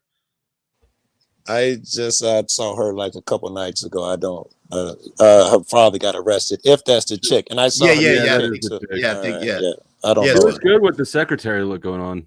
Yeah. So what happened was she got on that panel and she called black people the N-word and so forth and so on. And so we were having a discussion about, why so the title of this video is the N-word. Why can we say it and they can't? And so it was to that sentiment that, why is the N-word offensive to us? Or, why we don't like people saying the N-word that are outside of the black race, whatever the case may be. And, why we would appreciate if people didn't say it, or so forth and so on. So I was curious, right? With that being said, what are your thoughts and what are your feelings, honestly, about it? What do you think? I feel about it similarly to people that use the F word as far as a slur against gay people. Mm-hmm. It's kind of similar. How? Because if I say you my nigga, wait, hold on, Joku. We got to give him a chance to. Well, I mean, if someone said you my faggot, it would have a negative connotation no matter what. So. Yeah, please don't say that. But here's the problem. Wait, hold on, real quick, Uncle Jeff. Hold on, please don't say that word up here, y'all. Those are trigger words, and that could get my channel canceled and take it down. So please don't say any trigger words. I appreciate you. That's the one rule I have. Please don't say anything. I got you, Pam. Yeah, and I'm sorry for saying what I said too. So yeah. Please, well, please. If I may, can we use sweet pickle instead? I mean, yes. You can use. I don't give a. Listen, I don't give a damn what you say as long as it's not a trigger word. I could care less what you call it. I'm being honest with you, but I don't want my channel taken down for an arbitrary conversation that we're just having. You see what I'm saying? Okay. So we got you, Pam. We can respect that. We got sweet you, pickle, legitimate, sweet pickle, either. Here's the difference between the word that won't get you canceled, which is nigger, and the F word. In order for the F word to be even close to as offensive, some ships, 400 years ago would have had to pull up on the shores. There'd have to be a lot of history behind it. Exactly, and there isn't. True. So that one, the history kind of is around 100 years, and the history of slavery goes as far as how it affects this current paradigm. It's been 400 years, but it's been longer than that. But still, slavery has been as long as opulence. So I'm not discussing that. What I'm discussing is the often made distinction between the sweet pickle word and the word nigger. And here's why it's offensive. It is because of the body count. It is because nobody has told you as a sweet pickle you couldn't read. Nobody as a sweet pickle has came into your domicile in the middle of night and taken your wife out of bed and brought her back to you wet with their filth. There's a broad distinction between those two, and that's all I'm making. I'll get out of the way. Yes. Hey, can I chime in here? Yeah, go ahead. Go ahead, man. Hey, Uncle Jeff, I saw you on the other stream, I think it was Sharon or something like that. And you had mentioned you've done very well for yourself. And I think you had mentioned that you had some IMDb profile, whatever is on IMDb. Okay. Hey, but at the same time, I hear you speak very very negatively of white people. And you correct me if I'm wrong, but I would imagine that white people would have had to have had a pretty large hand in your success. Please allow me to respond. Yes, this directed to you. You have the floor. Absolutely, brother. And let me be clear. I don't speak as and I thought I cleared it up with bringing up the Penn Quakers, those who helped us during the abolition of slavery, those who helped us during the civil rights movement, those who again, I'm a United States Marine. There's no way that I could say that all white people are anything. My issue is when, as a whole, as a collective body, there's a number of collected bodies that get hopped over whenever we get into polite conversation. And that's my issue. There are plenty of people, to be honest with you, white people and Mexican people helped me a lot more than black people in my career. I don't see what those two. How would you like those bodies? But you said polite conversation. What do you mean? Because you're saying positively in there, but what is the? Okay, sorry. Okay, let me be clear. Let me be clear. It is when, what's my man, Chaotic Truth, who identifies as white, decides to get into a conversation about what, and let's say impolite conversation, get into a conversation about what black people aren't and what black people haven't and what black people didn't without bringing up the entire conversation. I like to speak in an entire conversation, and in an entire conversation, nobody beats the European white man when it comes to barbarism and thievery. That's a dumb argument they'd like us to have. I'm down for dumb arguments, but that's a silly argument, bro. Man, you left the entire thing until the very, very end, and it's just like we're supposed to be cool with it. That's weird. Okay, well, hit it back. Do you want to be the worst at barbarism? Wait, hold on. Let Kissimmee complete his thought. Go ahead, sir. I'm just saying. I don't think most Americans, most Europeans would not pride themselves in how barbaristic they are. We'd like to pride ourselves in the things that we moved beyond barbarism. We've moved beyond that. We're better than standard animals. We are animals, but we're better than standard animals. And so this notion that we should pride ourselves in something different is weird. Pride yourself in. I'm a little lost. Give me a few more words. I forgive me, and I'm not being obtuse. I just don't understand what you're getting at. I don't know what specifically you're talking about, so I can't elucidate on that. So hold on real quick. So we're trying to understand. We're trying to understand. I guess we understand that you have an issue with the barbarism, right? The best at being barbaristic, but we're trying to understand what is the relevance, basically, to be quite frank, to this particular conversation. That's what I guess it is. Oh, me? I know that different cultures have different values, and some cultures are more compatible with some government types than others. So I mean, we're all different, but sometimes things like white nationalism is definitely more in tune with government types that are completely guided by white people. So I don't know. Okay. So let me just hash this out real quick to understand that. I'm gonna let you get in there, Uncle Jeff, because I really want to understand too. Are you saying? So basically, are you saying that you don't like being compared to extreme? You're saying that basically those are extremists or extreme versions of people, and you don't like to be compared to that? Is that the sentiment, or what's I don't like being compared to extremists. I believe in a certain amount of diversity. We've got to. If without diversity, you have stagnant. So, okay, go ahead, Uncle Jeff. Okay, well, to be clear, Kazumi, and I hope I'm not mispronouncing your name. It's Kazoom, but that's okay. Kazoom. Oh, Kazoom. I apologize. Kazoom. Oh, no worries. Like Kazoo, like the great. You remember the great Kazoo? Yeah, on the Flintstones. I do. Yeah.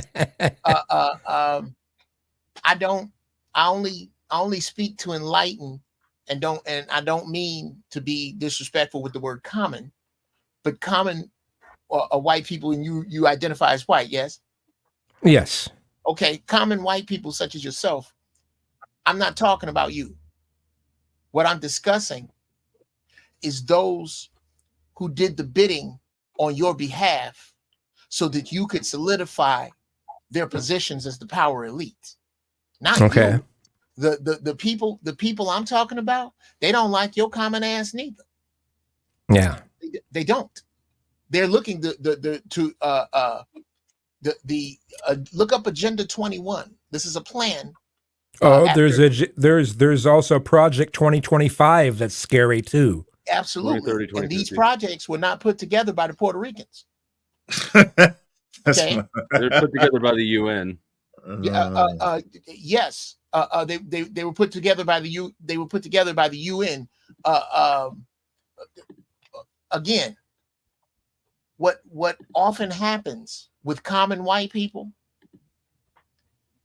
is that they try to align themselves with the defense of the power elite. And that's the issue I have. I don't have a problem with common white people. I really don't. Other than sometimes they don't know how common they are. And they believe that they have more in common with those who are probably the confusion is when you refer to the power elite as whites. Okay. Maybe if you refer to them as the power elite, people wouldn't push back against it. Okay. Well, I don't care if they push back on it. I like whitey. But you like to be more accurate. Well, I mean, the white element is the truth of it. But if you want to reach the most amount of people, you'd refer to it as the power element. The white element may be true. And that might be the problem. There's your issue. There's the issue we have. Excuse me, I'm a part. I just want to say thank you to the host. No, I'm sorry. I'm interrupting you. Man. Thank you to the host. I talk too much. I don't have the patience for this shit. I'm not gonna bullshit you, man. You guys are doing well. I'm gonna bow out. Hey, man, you're welcome anytime, man. You got a wealth of information, man. Shout out to you. Easy, bro. Anytime, brother. Peace, you too. Let me be clear. I'm not trying to reach the most amount of people. When it comes to, and I'm not anti anything. I'm just incredibly fucking pro-black. I'm not anti-white. Who are you trying to reach, though? I mean, when you say something, you've got to be trying to reach someone. I mean, when I say something, even if I'm prejudiced against a certain group, I still want to reach someone when I'm talking. Certainly, I'll tell you exactly who I'm trying to reach. The minds of young people, and I won't use the word black. I'll use the people who potato salad tastes really good that don't have no raisins in it. I'm trying to reach the people who are the inventors of the electric slide. I'm trying to reach the people who live on 60th and Damon in Chicago. The people who live off of Crenshaw here in LA. I'm trying to reach those people. And it's not that I have for everyone else. I give what the White House gives, thoughts and prayers. I don't have the time to critique how high your grass is growing because my house is on fire. So I'm reaching those people. Short. I don't have an interest. When I speak. I need to cut my grass too. I don't have much interest in who gets upset about it, who doesn't agree with it. I don't even have an interest in being wrong. If I'm wrong, prove me wrong, and then we'll figure it out from there. But until then, I will keep my prejudices because I can back them up with history. I've already proved you. Fair enough, man. That's fair. That's fair. All right. Well, who's that? Wait, who is that? Flow State or John? No, that was me that said that. Okay. Hey, John was trying. Listen. Hey, Uncle Jeff. John was trying to cross the street. He asked you one question, and you just like totally took over. John did not get a segment at all, and Trucker didn't get in there, and King Rooster. That's why Joe Cool left. Hey, yo, I'm watching the grill right now, sizzle. So go ahead, fellas, keep cooking. Hey, John, go ahead. You got it. Interested in it. What were your questions, John? What were your questions, John? Go ahead, sir. Because he looks like my dad, even though he doesn't act like my dad. People accuse me of asking a lot of questions, but it's kind of how you get to, understanding of people. And you know, Uncle Jeff, you came on with a blast earlier in the other show, and you mentioned you had property, and I'm assuming you have money, and now you mentioned that you're pro-black, and so I'm sorry. I'm broke, man. And there's nothing wrong with it. I can appreciate that. And so I always ask the people that say they're pro-black a couple of questions. Do you have your money in black banks? Absolutely. My money is with One United Bank here in Los Angeles. Well, there you go. There you go. And you say you bought some property. Did you buy property in like black neighborhoods? Or, like, do you live in a black neighborhood? I live in a black neighborhood, and my property out of state is in black neighborhoods, and I also have other property that's commercial. I think you really have a story to tell in that sense, because I wouldn't have known you had money in a black bank. Most black people who are pro-black don't. And I think if you came up and you mentioned that earlier, like you invested, like you're putting your money where your mouth is. Because Tommy mentioned in the earlier show, kind of that point. I think he said he bought property in East Point. From my memory, it's not white area, it's not Buckhead. And so I think your point would go over even more, if you put some details behind what you were saying. Yeah. Mm-hmm. Well, sure. I don't like to put other people's business out about them. I'm really oversharing with my money. Yours. No, yeah. No, I mean, when you were saying how you own property, a lot of times black men will attain some success, and then they move, and they'll express a pro-black sentiment from afar. And so I think with you have your money in a black bank, you're investing in black neighborhoods. I think that goes a long way, in terms of improving some of the black things that you want to improve.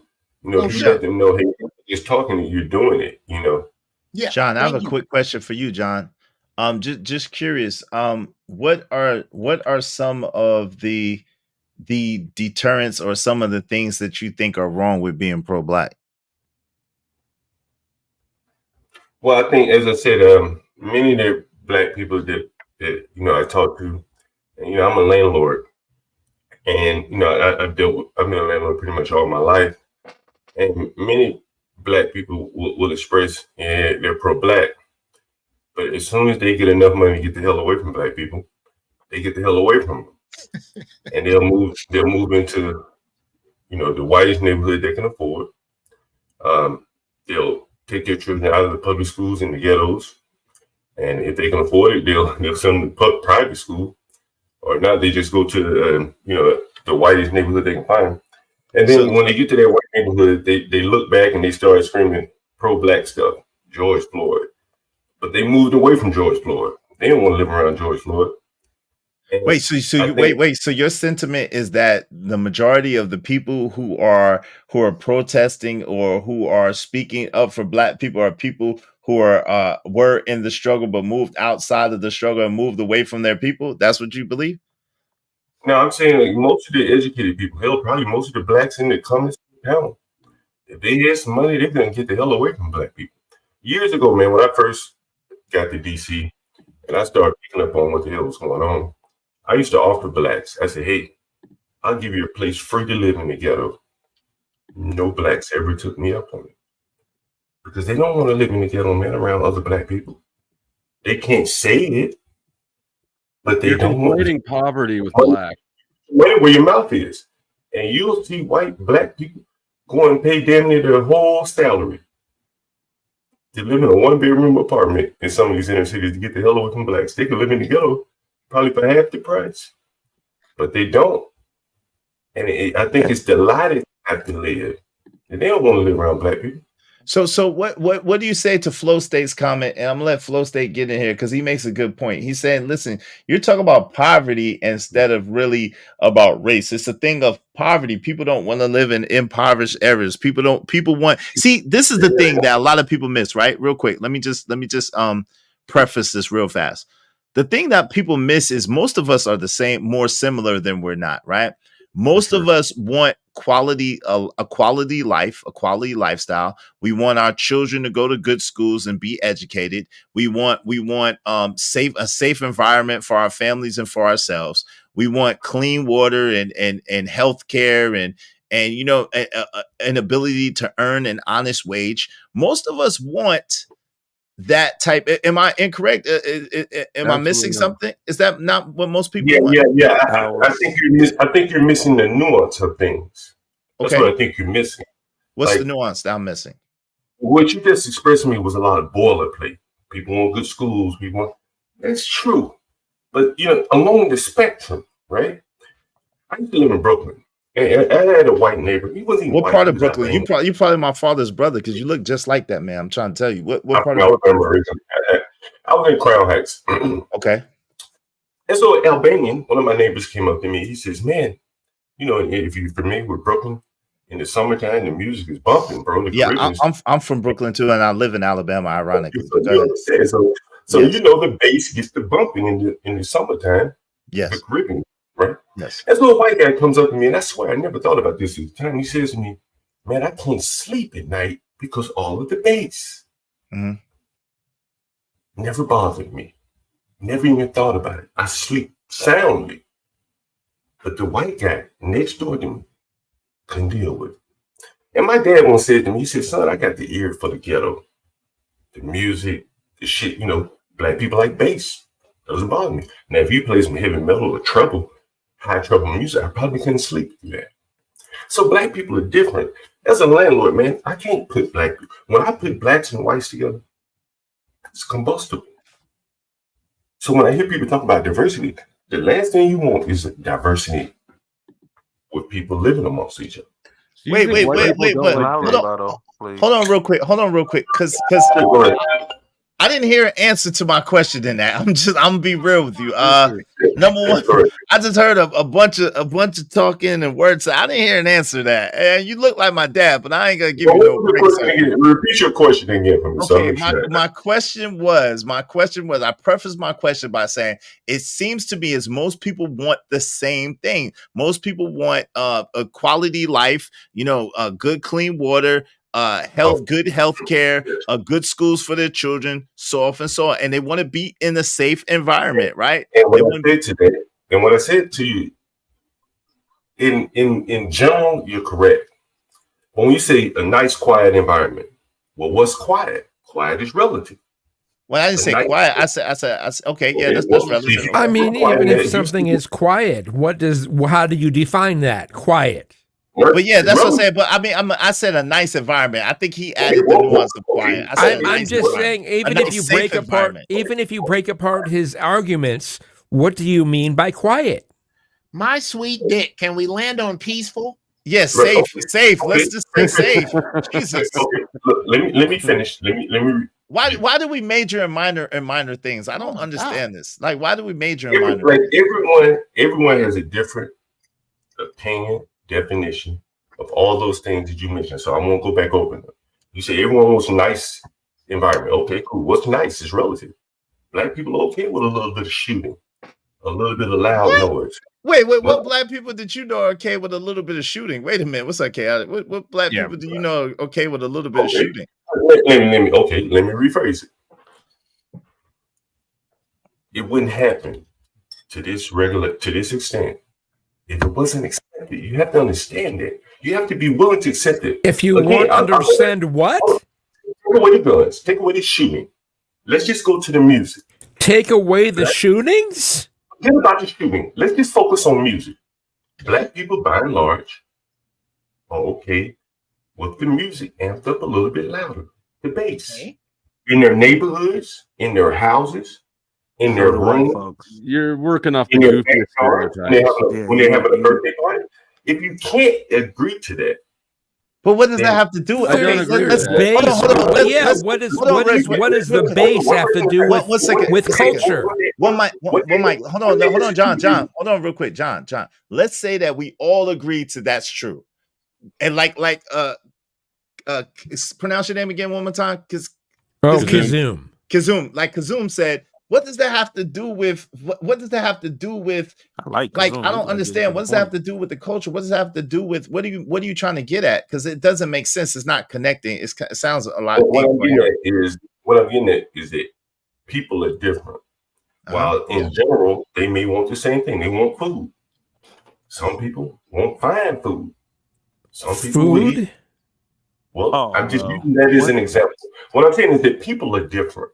And even in their living standards, black people play their music louder. But you said, wait. I can't let you get away with that, John, because I'm a good listener. One of the things I am is a very, very good listener. And when you first, hold on real quick. When you first gave the introduction, you said that you were a landlord and you own property in the hood, basically, and you could not get any black people to come and live in a property in the hood. So if your premise is black, I didn't say that exactly. So I can, if you let me look what I said was, what he said. When I noticed that black people were pro-black with no meaning behind it, I used to offer black people, hey, if you're really down with the hood, I'll give you a place to live in the hood for free. Okay. Not one black ever took me up on That's what I just said. Okay, listen, hold on. No. You didn't listen to it. I was offering to them for free. Okay, but that's even worse. Hold on, stop, John. That's even worse. That proves my point even more. What I'm saying to you is if you offered it them to for free and they didn't have to pay for it, that means that they don't want to live in those substandard conditions. It's not about necessarily being around black people. It's about being in an impoverished area, like my man Flow State was saying. It's about the quality of life. And that's what I'm saying. Most people hold on, no. John, hold on a second. Because this is my show. So hold on one moment, if you don't mind. Sure, most people want a quality lifestyle, no matter what race, gender, creed, or color they are. They want a quality environment. They want their children, if they had the choice, to go to good schools. They want their children to be in a safe environment. It's not about color that they don't want to be around black people. No, they don't want to be in an impoverished area. You said it's in the hood. Who wants to be in the hood if we don't have? Let me ask you this question. Yes. Do you think that black people and white people have different tolerance levels for, let's say, crime, as an example, or loud music? So some black people will say, you know what? The loud music doesn't bother me as much. Okay. So what I'm saying is that although everyone may want good schools for their kids, that's relative. Everyone may want a safe community, but it's relative. You can't tell me that the black people have allowed this level of shooting, violence, deterioration. Why is it relative? Why is it relative? Why is it relative? Hold on real quick, because he asked me. Time out. One mic. Go ahead, because he asked me. But hold on. There is a timer, sir. There is a timer, and this is the thing, right? I can answer you real quick. Let me just answer you. The truth. You trying to make it seem like you like chaotic. Y'all people, like the stretches that y'all make are ridiculous. Like to make y'all point. And let me just say this. Y'all might be some smart people. I don't know, right? It's hard to tell. But it's interesting that you would say, oh, well, black people like shootings and black people like to be in crime. And like that's the most asinine statement or the most asinine line of thinking possible. It's not even logical. So let me just say this.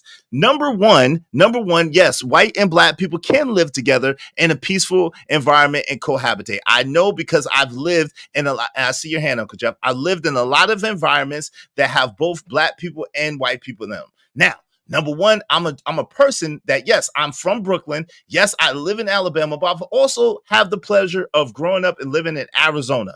At the time that I lived in Arizona, I was the only, I was the only, beside my sister and one other little black girl, to go to the whole school. And I remember that was third grade. And I remember her to this day. So I've grew up in environments around all white people. I've grew up in environments around all black people. I've grew up in environments around a nice mixture of both. And yes, we can get along. And yes, we can adhere. The thing about it is, again, if you're a person that believes in living a quality lifestyle, if you're a person that has pride in yourself and have pride in your upkeep, then you're gonna be a quality person. If you're a person that has a low esteem of yourself and a low esteem of your value, you're gonna have a low quality lifestyle. So, and that is not particular to any particular race, creed, or color. There's white people that live in the trailer parks that are called AKA trailer trash or white trash. There's black people that live in opulent states,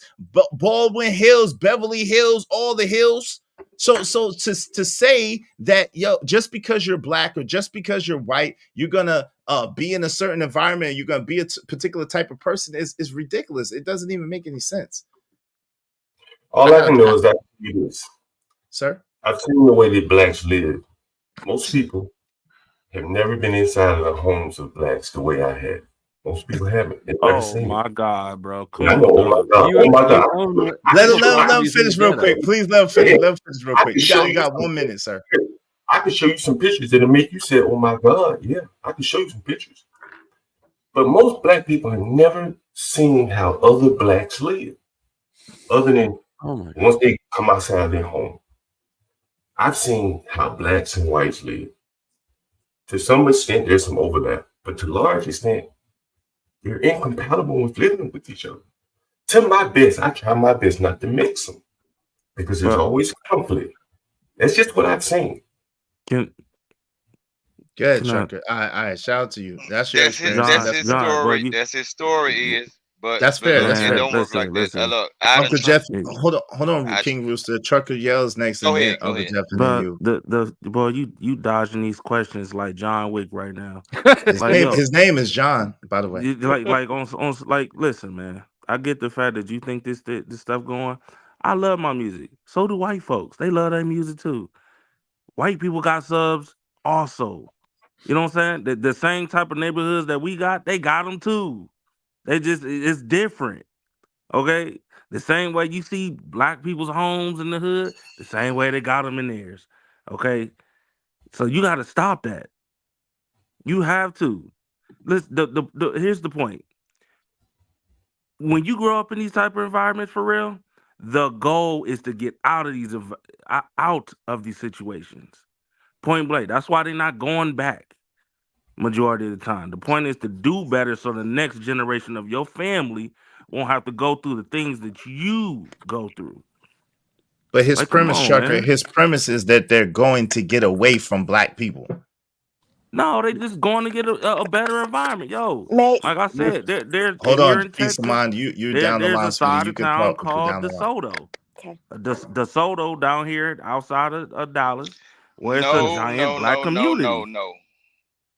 King Rooster.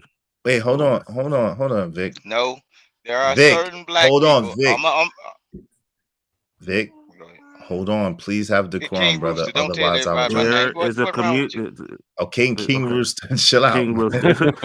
That's crazy not to call you that. There's a big side of town where it's nothing but black people and all that. But they out here doing their thing. They got their own community, got their own homes, they got their own stores, grocery stores, the whole 9 yards. They out here living it. And most of the people that I talk to that live in that city came from Oak Cliff. You know what I'm saying? So come on, man. Should we be segregated? Like, what you trying to put out here, huh? Should we be segregated? We are segregated. We are segregated. Whether we I'm asking whether we should be. Wait. Should be. We are. Should be segregated. Okay. He said, "Should we? Should we?" So can you answer that question that he asked? He asked, "Should we?" What do you think, Uncle Jeff? Should we be segregated, sir? Well, how much time do I have? Because I really wanted to deal with John. That's two really big. These are two really big subjects that we're trying to put 10 pounds of shit in a 5-pound bag. Should we be segregated? If you mean by finance, we already are. If you mean by socially, I think next to crack, the King James version of the Bible and the handgun, nothing has hurt black people worse than integration. I think that we were foolish to leave our own buses to fight to ride the back of yours. I think that we should absolutely segregate. I think that now that doesn't mean trade. That means congregate and then consecrate and set yourself aside and give yourselves time to heal. There's a ton of shit I could hit back with what John was talking about, but I'll just deal with segregation. I don't think segregate means don't interact with white people, don't trade with white people or any other people. Koreans, so basically, you agree with Booker T. Well, Washington? no. Let him continue though. As far as what that means. Go ahead, Uncle Jeff. It means I need your microphone. It means basically, do you think that if the NFL was 85% Armenian, do you think the Koreans would own it? No, I don't. Oh wow, wow! No, that's a good question. Yes, exactly, brother. Wow, I didn't expect that at all. In order, we'll just buckle up, bro. Don't slow down the conversation by pointing out my genius. The point is this: is that if black people were to truly segregate, we would come into power. If we were to take what was ours back and trade it properly, sports, music, culture, technology, the things that we give, if we own them and we were to take them and use them and trade them properly, absolutely, I am all for that. I'm not for us not being around people. What I think and I'll say this, pushing that sort of thing that sounds great, but when it comes to the general push in society, I don't know whether that will. I don't think. How do you separate one from the other? Here's how you do it, Kasum. Here's how you do it. You get rid of. There's a generation. Believe it or not, myself and Chaotic Truth believe this. There's a generation that needs to die off. The generation of black people who had the "we shall overcome" carrot dangled in front of them has to die. And what's coming after them is the black people who are the babies of crack babies, who did not see any of the American dream. Those people are not having it. Those are the people that you see waking up in the NFL and NBA and discussing having their own and what their own means, and seeing the damage that, say, people think is a hero, Jackie Robinson, did by crossing over. Had he not, all of the black great baseball players you can name, you'd have had to see in the Negro leagues. All I'm saying is that in order to develop our own economy, we have to stop chasing the farts of white people.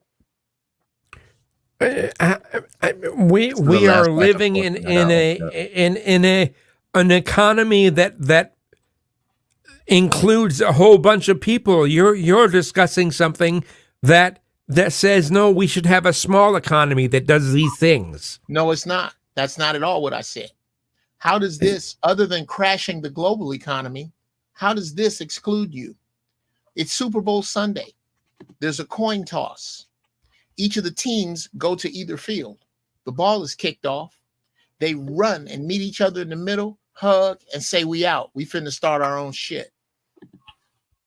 You can start your own football. Shit. You can still watch. Wait, hold on, real try quick. To cross this street one more fucking time. You can still watch football. It just belongs to us. You can still watch basketball. It just belongs to us. The music that we make belongs to us. I'm not saying that you can't watch football. I'm saying that instead of the money going to people who never played, who are as close to plantation owners as I can think of anyone in modern society, it goes to us. That's what I'm saying. And that's what I'm hoping for. And it more than likely won't happen before I die, because too many black people, there are black people, most black people aren't concerned with what has been done to them. They're concerned that white folks don't love them yet. So you really don't have to worry about that. That's why what I'm saying is considered radical. It's crazy to think we should own our own leagues. It's crazy to think we should own all our own shit the way that other people do. And as long as that's crazy, you have nothing to worry about. Well, let me let Peace of Mind get in here, and then I gotta let my man State get in here too. Go ahead, Peace of Mind. What do you want to say? Hey guys, I just wanted to speak on the impoverished issue really fast. You know, our own communities are impoverished because of us. Like, you can have 10 of us going around the city picking up trash, and then the rest will just ride past and throw the chip bag and Jolly Ranchers and, you know, hot Cheetos right out the window. And so it's also just a lack of manners, you know, and a lack of appreciation. We talk about the elders and we always talk about how hard they worked and our grandparents and stuff, but we also act ashamed of them. You know, there's a saying going around now, oh, I'm not my elders or I'm not my ancestors, as if they were weak or something. And so I think we lost some of those good characteristics and traits that they had at once upon a time. And another thing, even within our own community, we all want a good quality of life, but we shouldn't have to escape to go to a white community to get that. We should have good schools within our own cities. You know, you shouldn't have to go outside the city for that if we're really serious about it. And that requires for the parents to be involved, for everybody to show up. You know, we don't, I'm sorry, I don't want to go on and on, but I just wanted to share that little bit because some perspectives can come from dealing with individuals on a one-to-one basis. Yeah, appreciate that input. What do you think? What do you think overall, Flow State? You seem like you had a lot on your mind. What are you thinking right now about the conversation? Well, What do you get? I think that there's a lot of people conflating or confusing what is a poverty issue and what is a race issue across the board. I think that saying that this is our neighborhood is just overtly false. It's a poverty issue.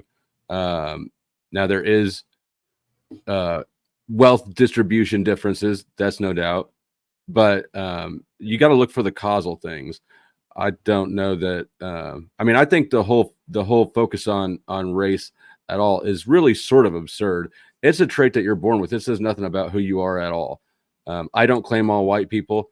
I don't know if you all claim all black people, but no, we agree with that. It just seems like a weird obsession that is, and then you got people like John who's basing his opinions off the most absurd caricature stereotypes around.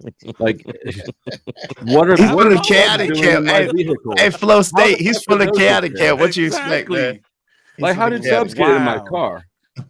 That's what I'm confused right now. That's why I'm like, what? White people like music too? What are we talking about? Yeah. And to think that black people like more gun violence than white people do is crazy. Like, I thought Uncle Jeff was going to be the craziest one up here. Now I don't think he is. I think he's second. Oh no! So Uncle Jeff, please, you got 2 minutes, sir. Please address the brother. Thank you, Torrance Moore. I appreciate it. Please address John with the points that you would like to, sir. And then I'm gonna give it to Chaotic Truth. Well, quickly, John, with regard to the homes you referred to and the squalor and the filth that you see when you go in certain black people's homes, I refer you to the documentaries that were done on the inbred people of the Appalachian Mountains. And there are no black people who live there. I understand where your point of reference comes from, but it's not unlike police officers who, I like to say, deal in society shit so much that everything that they touch begins to smell and look like shit to them, to include their families, their homes, and the people they meet, because they deal with society's worst. Because you have dealt with so many people in an impoverished mind state, it leads you to believe that the inside of everybody's home or many black people's homes look a certain way. And I can promise you, I could take you to some homes right here in the ghettoest ghetto of Los Angeles that you could drop a slice of pizza upside down behind the toilet and eat it because it's so clean. This is an impoverished mind state. Broke is a state of finance. Poor is a state of mind. And you have had a lot of poor renters who have treated themselves and their families poorly, which leads you to believe with a blanket narrative that this is how poor people live. This is why we disagree, because I know some of the filthiest folks we know. That's a joke in white and black people's houses, how filthy white folks are. I don't know. It's white people that tell you that a dog's mouth is cleaner than yours because he got enzymes in it. Well, I want to know when he does he put the enzymes on his balls when he licks them off his ass or not? This motherfucker Which is why we don't. This motherfucker Jeff, boy, God damn. And I have and I'll end with this question. Because I don't like to talk about people behind their back. Brother Chaotic, when you said that you identify as white, and my question while you were gone was, how white are you? Are you white enough to show up at a Klan rally? Are you white enough to? I'm not a racist white. Why would I show up at a Klan rally? No. I didn't ask Why if are you were those the same Why- thing? Wait, Why are those the same I thing? didn't make them the same Wait a minute. thing. Whoa, Jack, Uncle Jeff, wait a minute. Hold on. I identify as a white guy. Yes. But I'm not a racist white. Why would I go to a Klan well, rally? no. You hate niggas though. You hate He hates niggas. Okay. You hate niggas? Oh, go Wait ahead, a minute. Uncle Jeff, go ahead, Wait a go minute, ahead. brother. Wait a minute. Go ahead. Most people at Klan rallies aren't racist. They're bigots. They're active bigots. They're not racists. Well, I'm not a bigot either. I'm not a racist. Okay. Bigot. Well, again, okay. Well, maybe my question wasn't clear enough. Are you white enough to show up undetected if your truck were to get a flat tire in front of a group of people burning a 15-foot lowercase t? Are you white enough to go ask somebody to help you change that flat? Uncle Jeff, believe it or not, yes. And I'm gonna tell you a story. I had a sorry ass individual staying in my house one time, and I told I'm gonna be real quick, Izzy. Sorry ass nigga staying in my house, him and his girl left the car in the driveway. I said, bro, come get your car. Come get your car. He didn't come get his car. So after about 2-3 weeks, I called the tow truck. I called him. I said, yo, man, can you? I'm about to tow your car away from me. He said, I don't care, man. Just tow the motherfucker. Like, all right. It was a white boy from the rural parts of Ohio. He came with his tow truck, had a swastika on his chest or whatever. I could see it through the beater, wife beater. Me and him had a pleasant conversation for about 10 minutes. Mm-hmm. So yeah, truth be told, you're more likely to get help by those people burning that cross than some niggas. Hell yeah. Oh, I feel safe doing that. Absolutely. Oh, okay. Well, that's fair. Well, You sound like the women in the bear. Wait. He sound like those Lord. women in those bears. Like that's crazy. You deserve to get slapped. But again, Good night, I guys. don't Good ask night. I don't ask the question Right. to do anything other than illuminate his particular position. I don't judge his position. I don't agree with it. But I don't judge it. If you think you're that white, then I suppose you are. Can I respond here to Uncle Jeff? Sure. Uncle Jeff, I've probably seen maybe 35, 40 years. I guess it's 2 generations of young black men come through my houses. And I probably would say I've seen a decline in them. They used to come and they'd be aspirational 20 years ago. Sure. Now they're not aspirational. They're not moving on to anything greater. And I look at the way they live, and I know this is not all blacks, but this is the nation's capital. A lot of, the blacks with some abilities are here. And I look at how they live, and I just don't see how they're capable of doing anything much more than menial labor. Because if you can't keep your room halfway clean, and I can show you pictures that would blow your mind, then there's really no way you can succeed in a very technological America where software can really drive you down into dust, into the ground. And that has just shaped my opinion. I just, We agree. And the same people that you see out on the street corners. So you mentioned earlier that some poor blacks where you can go in their house and eat. Well, yeah, I was told that blacks had to work 10 times as hard. And I ain't seen no blacks work 10 times as hard as nobody all my life. So maybe it was said, but it wasn't done. And you look in these communities out in the streets where it's filthy, trash blowing up and down the street. They bring that same trash mentality back in their homes. You think they just live on the street and come back home and they're neat and clean? No, but I also don't think again that you can draw those lines purely upon race. Because again, speaking of one of those brothers who worked 10 times as hard, on this screen, there's one above you that was a United States Marine. And there's something about grouping a bunch of people together. This is what happened when, and I'll say this, I'll get out of the way. When we were turned over, when I got to boot camp, the second week I was there, we were turned over to our drill instructors. My senior drill instructor says, okay, I want my kikes over here. I want my chinks there. Come on, Uncle Jeff. God damn it. Come on, man. You can't say that stuff on the internet. Man, Okay. God dog, fam. Forgive me. Y'all don't have no love for my channel at all. You cannot say that stuff on the internet. I've said it 1,000 times, man. This is not that world. You cannot say this is the algorithm that picks up on everything. Okay. It's AI. It's not technology catching up on the black man. The technology will catch the black man every time. It's not about the black man. It's about, yo, what in the world? How could you possibly think that that's an all right word to say in this environment? Okay. Forgive me. It could be, and I apologize again. Would you like me to just drop the story or try to tell it without those words? I would like for you to tell it without those words, please and thank you. My drill instructor says, I want my flying kites over there. I want my pinks over there. And the word that I seem to be able to say with no problem with the AI is I want my niggas right over there. As we all went where we thought he said, all of you are wrong. You are all equally worthless, grabastic pieces of amphibian shit that if your parents had any way to get you out of this, they would have. You are here because you may be called upon to die for one another.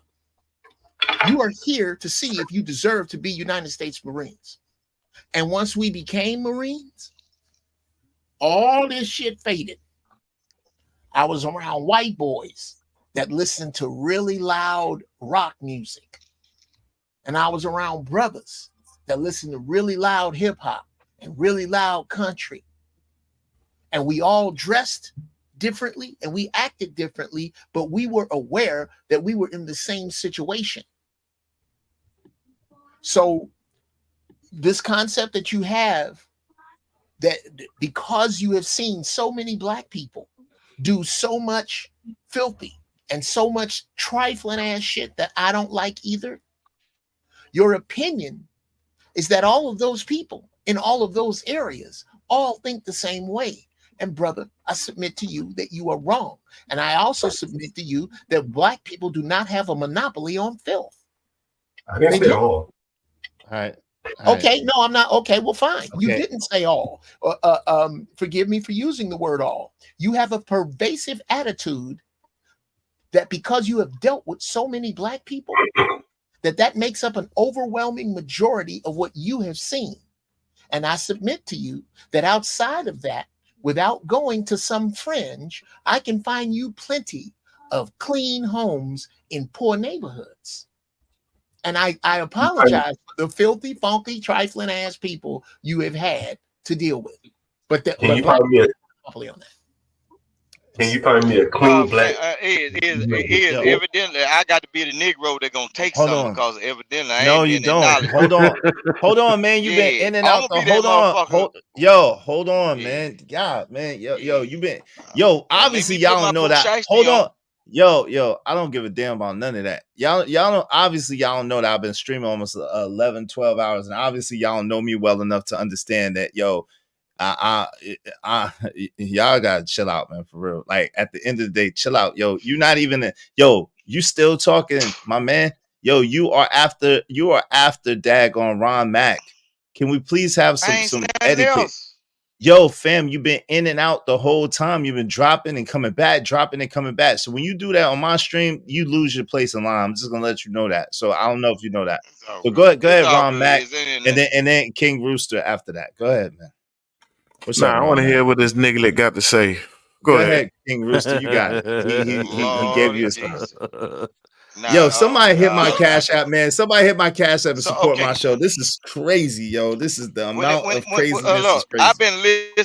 I've been listening for like all day, and I've been up here just as long as y'all been up here. And it's certain people that got to be weeded out, bro, because all this when people shoot shots, it got to be checked though.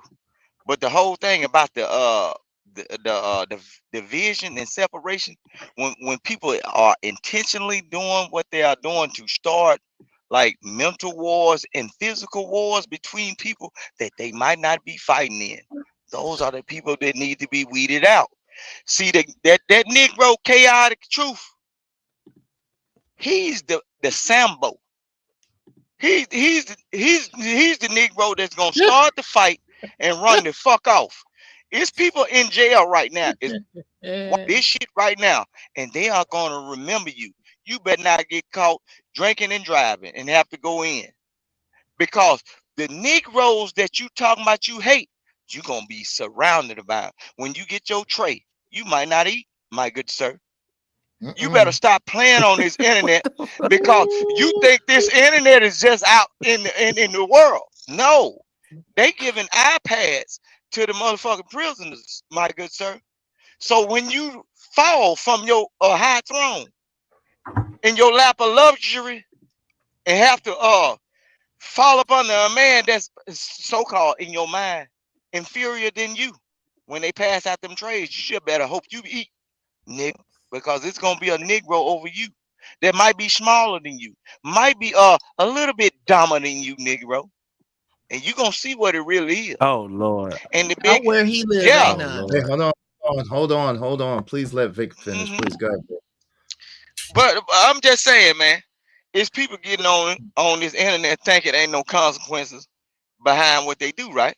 But just like all them high siding, living this great lifestyle thing. Look, the moment you go out and meet that little girl or whatever you think you gonna meet, and you can He's sip married. one drink. No, I don't give a damn. Or you can be married Wrap it and you up, can sip B. one drink and Wrap take it your up. wife on an extra.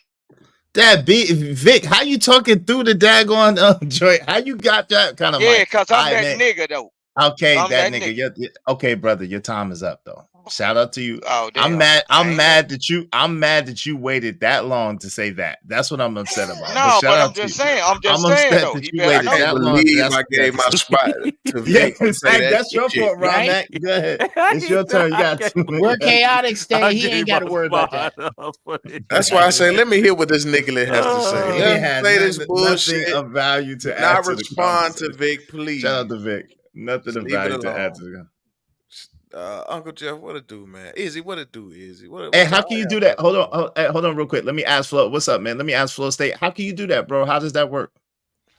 Oh, I'll type some instructions in the back, but you know what rating is, right? You've been rated? No, Well, I've never done that before. I don't Okay, think. I'll tell you how to do it in the back. We don't need to take up the conversation for it, but I see that you're at like 11 hours, and YouTube doesn't keep streams over 12. Over 12, right? That's what I was saying. Yeah. All right. Yeah. I just let me know in the back. Go ahead. My man Ron Matt, you got it. Sorry about that, y'all. Fellas. How y'all doing, Mr. John? How you doing, Chaotic, Uncle Jeff, Izzy, John, What's up, man? Trucker, Vic, crazy ass. What's up, y'all, man? I wanted to ask my man Chaotic because he's trolling like a motherfucker. You gotta stop trolling like that, bro. He don't give a fuck. But anyway, he's serious though. But He's trolling, but he's serious. John, Which one is it? listen, man, let me talk, Izzy. Yes, John, sir. Sorry. I want to ask you a question. Is Chaotic white? Can he consider himself white? You talking to me? No. Yeah, we're gonna go all the way around. But I was asking Flo. No, he's talking Flo. about Chaotic. He was talking directly to Chaotic. No, I was talking to Flo. What? I don't know why I Flo. called you John. My bad, bro. Flo. I Flow can't State. see the name because he Flow got the State. fucking Here you go. Flow State. Is he white enough to be? Is Chaotic white enough to be white? Can he consider himself white? I'm not the guardian of whiteness. If he wants to have his white card, I'll give it to him. There you go. Cool. So you white now. Man. If you were the guardian of whiteness, would you grant him the whiteness that he needs? No, I would never nice want leather that. coat. You would never want to be the guardian I of would never whiteness? no, because I would just You'll make a nice dissolve it. leather I'd be like, coat. you know what? This is an Fuck him. arbitrary division. It might as well be, dividing people up by what sports team they like. It's that meaningful to me. That's hilarious. I like that. That's hilarious. You know what, Ron Mac? You know what? I finally decided we're trading Hold on. Chaotic Truth for Flow State. We're trading him. There is no discussion. Y'all never had Chaotic Truth on your team anyway. Chaotic Truth was never on your team. I don't know why you thought he Flow was State, ever my on your white team. boy. Wait, did I Man, just what get y'all the talking N-word about? pass? They're my white boy. No. Don't get that comfortable, Flow No, State. Flow State sir. always Don't been get my that white boy. Nah, Fuck but that. Don't get that comfortable, sir. That's my goddamn white boy. What No, Flow State said? y'all can't have He him. said, do I get the N-word pass? There's No, that'd be hard no, sir. Oh Lord. Oh Lord. Hey, Chaotic, what's up, man? Chaotic hasn't spoken in a while. I know it's killing him. He loves to hear the sound of his own voice. Go ahead, sir. How you doing, man? Good. What would you like to say? Did you find any facts to rebut me yet? I just, to answer your question, no. I can't rebut science fiction, bro. But what I can say is, you niggas are gonna be shooting dice in the year 2500 while the white man is colonizing Alpha Centauri, man. You should listen to yourselves, man. I mean, the amount of ignorance, man. It's really sad, to be honest with you, man. Like the fact that, no offense, it's like the idea. Can I get Hey, hold on. No, let him talk, man. Vic, good gracious. Vic, we let you say that bullshit that you said. Let that man finish, man. Jesus, Jiminy Crickets. Because he's really Uncle Jeff spent the most time talking, so that's interesting. Go ahead, Chaotic, you got it. So being white is not a skin tone. First of all, Jesus Christ, Flow State is actually pink, and I'm actually brown. But whiteness is a philosophy. It's an idea. It's culture.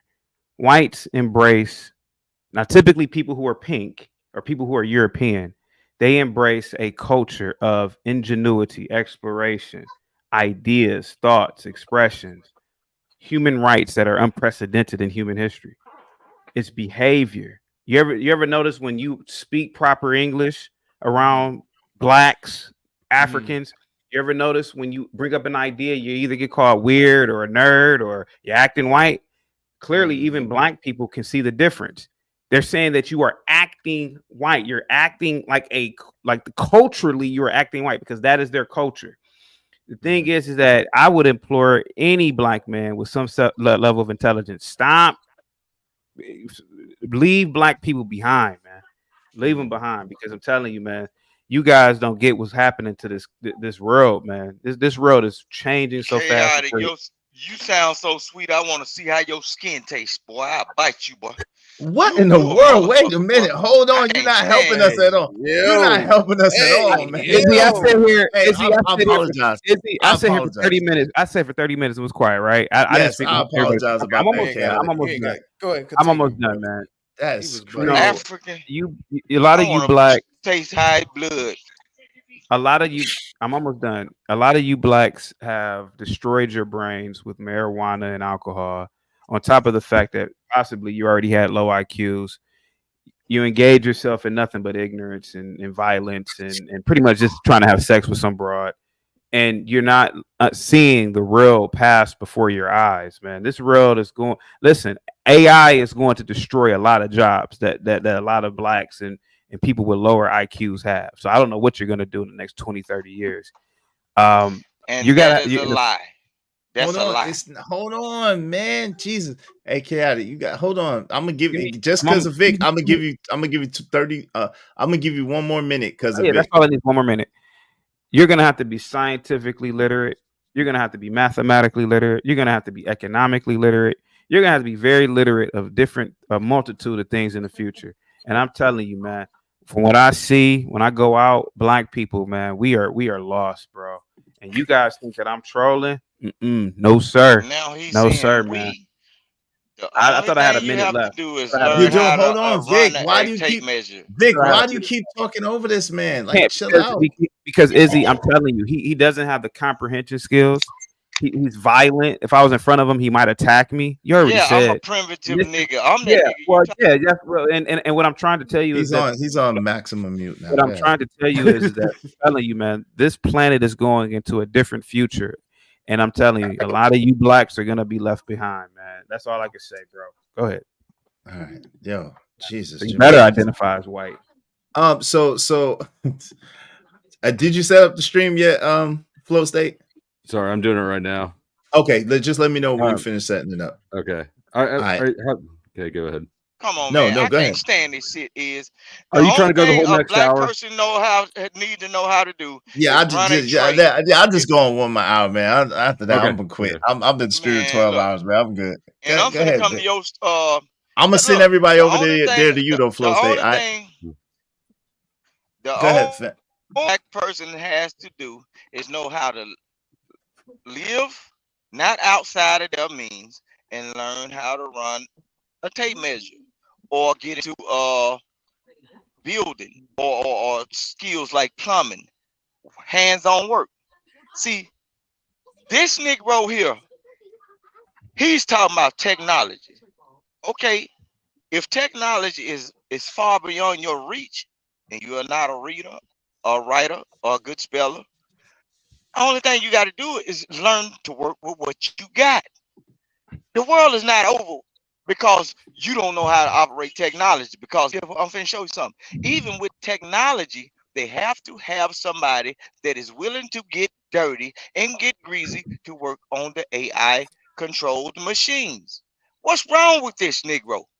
Boy, I will tar and feather you and put you dip Wait, you come in on. honey and Hey, and, bro. No, hey. y'all. All of that, no. All of that is unnecessary. Oh, shout out to my man JD1975. My man JD1975 is live too. So I can send out over there as well. Jesus Christ. Look at all of what he said though look at all of what he said is all what right, he Ron, man, you said. out? Look, I ain't saying it in a You bad way. leaving us, man? But the other people on the other side understand why they would do that to certain people, bro. I'm a person from Mississippi. I done heard the stories. And then some of these people got pictures in Bibles of what happened. So when it comes down to this Negro right here, what the problem is, what they do that Talk to might him, Vic. seem egregious to us, they do it for a reason. They weed out and destroy the people that is going to destroy their offspring because they believe in heritage, pride, unity amongst their own god doggone people, and know what we believe in: individuality. That Negro over there can't tell me shit. And then when we get a little bit better than that Negro over there, know what we do? Sit like a fucking fish-eyed fool, like a knot on a log, and say, "I got one more penny than him. I got a penny. I got a penny. I got a penny. Hey. Yeah." All right. Because Vic does he's not got represent one us. penny He left. does not. No, Hold I on, don't Vic. represent you. Stop, Vic. We're getting ready to No, trade bro, your because I ass, come Vic. from a We're getting different ready to tribe of trade you people, off the bro. stream, Vic. I know. Okay, let me read this. Jesus, Jiminy Crickets. Hey, thank you to 50 Toes. I appreciate you, brother. Thank you. He says, support, I'm new and in the bushes, my good brother. Thank you for the good business, brother. I appreciate you. Thank you for that. Thank you very much to Romello 747. He said, Vic does not represent us. No, he does not. We love him, but he does not represent us. Shout out to man, thank you so much, Kazoom. He said, I don't see a link. Okay, StreamYard, I got that. Shout out to Bob is in the building. What's up, Bob? He says some people think that being pro-black is freedom when in actuality is prison. Oh, that's interesting. That's an interesting subject. Wow. That is an interesting comment. Whoa, that is a very interesting comment. Whoa. That's a good Man, topic right Bob, there. where you at, Bob? Jesus. So would y'all like to delve that comment? I'm gonna start with John. John, you got 2 minutes, man. Why would being pro-black be actually prison instead of being in freedom? Do you agree with that, or do you disagree? It's an interesting concept. Yeah, I can see how blacks are trapped in this pro-blackish thing. What's interesting, many blacks have not even been to Africa. And so I think if they went to Africa, they might, or even other parts of the country or the world, but definitely Africa, it may change their perspective a little bit. That's my 2 minutes. I don't have much to say about Bob's coming. Okay. What do you say? What do you say about it, chaotic? How's it? How's I our don't perspective need on a that? minute. Being pro-black means being pro-ignorance. If you think being pro-black is going to bring about some sort of freedom, you are absolutely incorrect. All you have to do to look at pro-black nations is look at the African nations, look at the Caribbean nations, look at Brazil. Everywhere blacks go, they destroy. They don't have the intelligence to maintain the systems or the infrastructure. They just don't have it. So when people say they're pro-black, to me it means that you are anti-Western civilization. You are anti-order. And it's actually horrifying. I have a lot of friends to this day are still pro-black. And I'm telling you, man, it's a mental illness, man. So to be pro the skin that you're in, you believe is a mental illness. To be pro the creators of everything that you see that is great, you have to have a mental illness. To be pro the progenitors Yes. of mathematics, science, and architecture is to be pro ignorance. Yes. Look at any black nation. Look at any black neighborhood. Look at the amount of disorder. Look at the amount of littering, loitering, violence. Black people are violent. Black people are disorderly. So wait. So when you say that, wait. Hold on. Can we define what it means to be pro-black? I'm telling you. I can, but hold on. I can, but hold on real quick, Flow State. I need to ask Chaotic a question real quick. So Chaotic, are you telling me that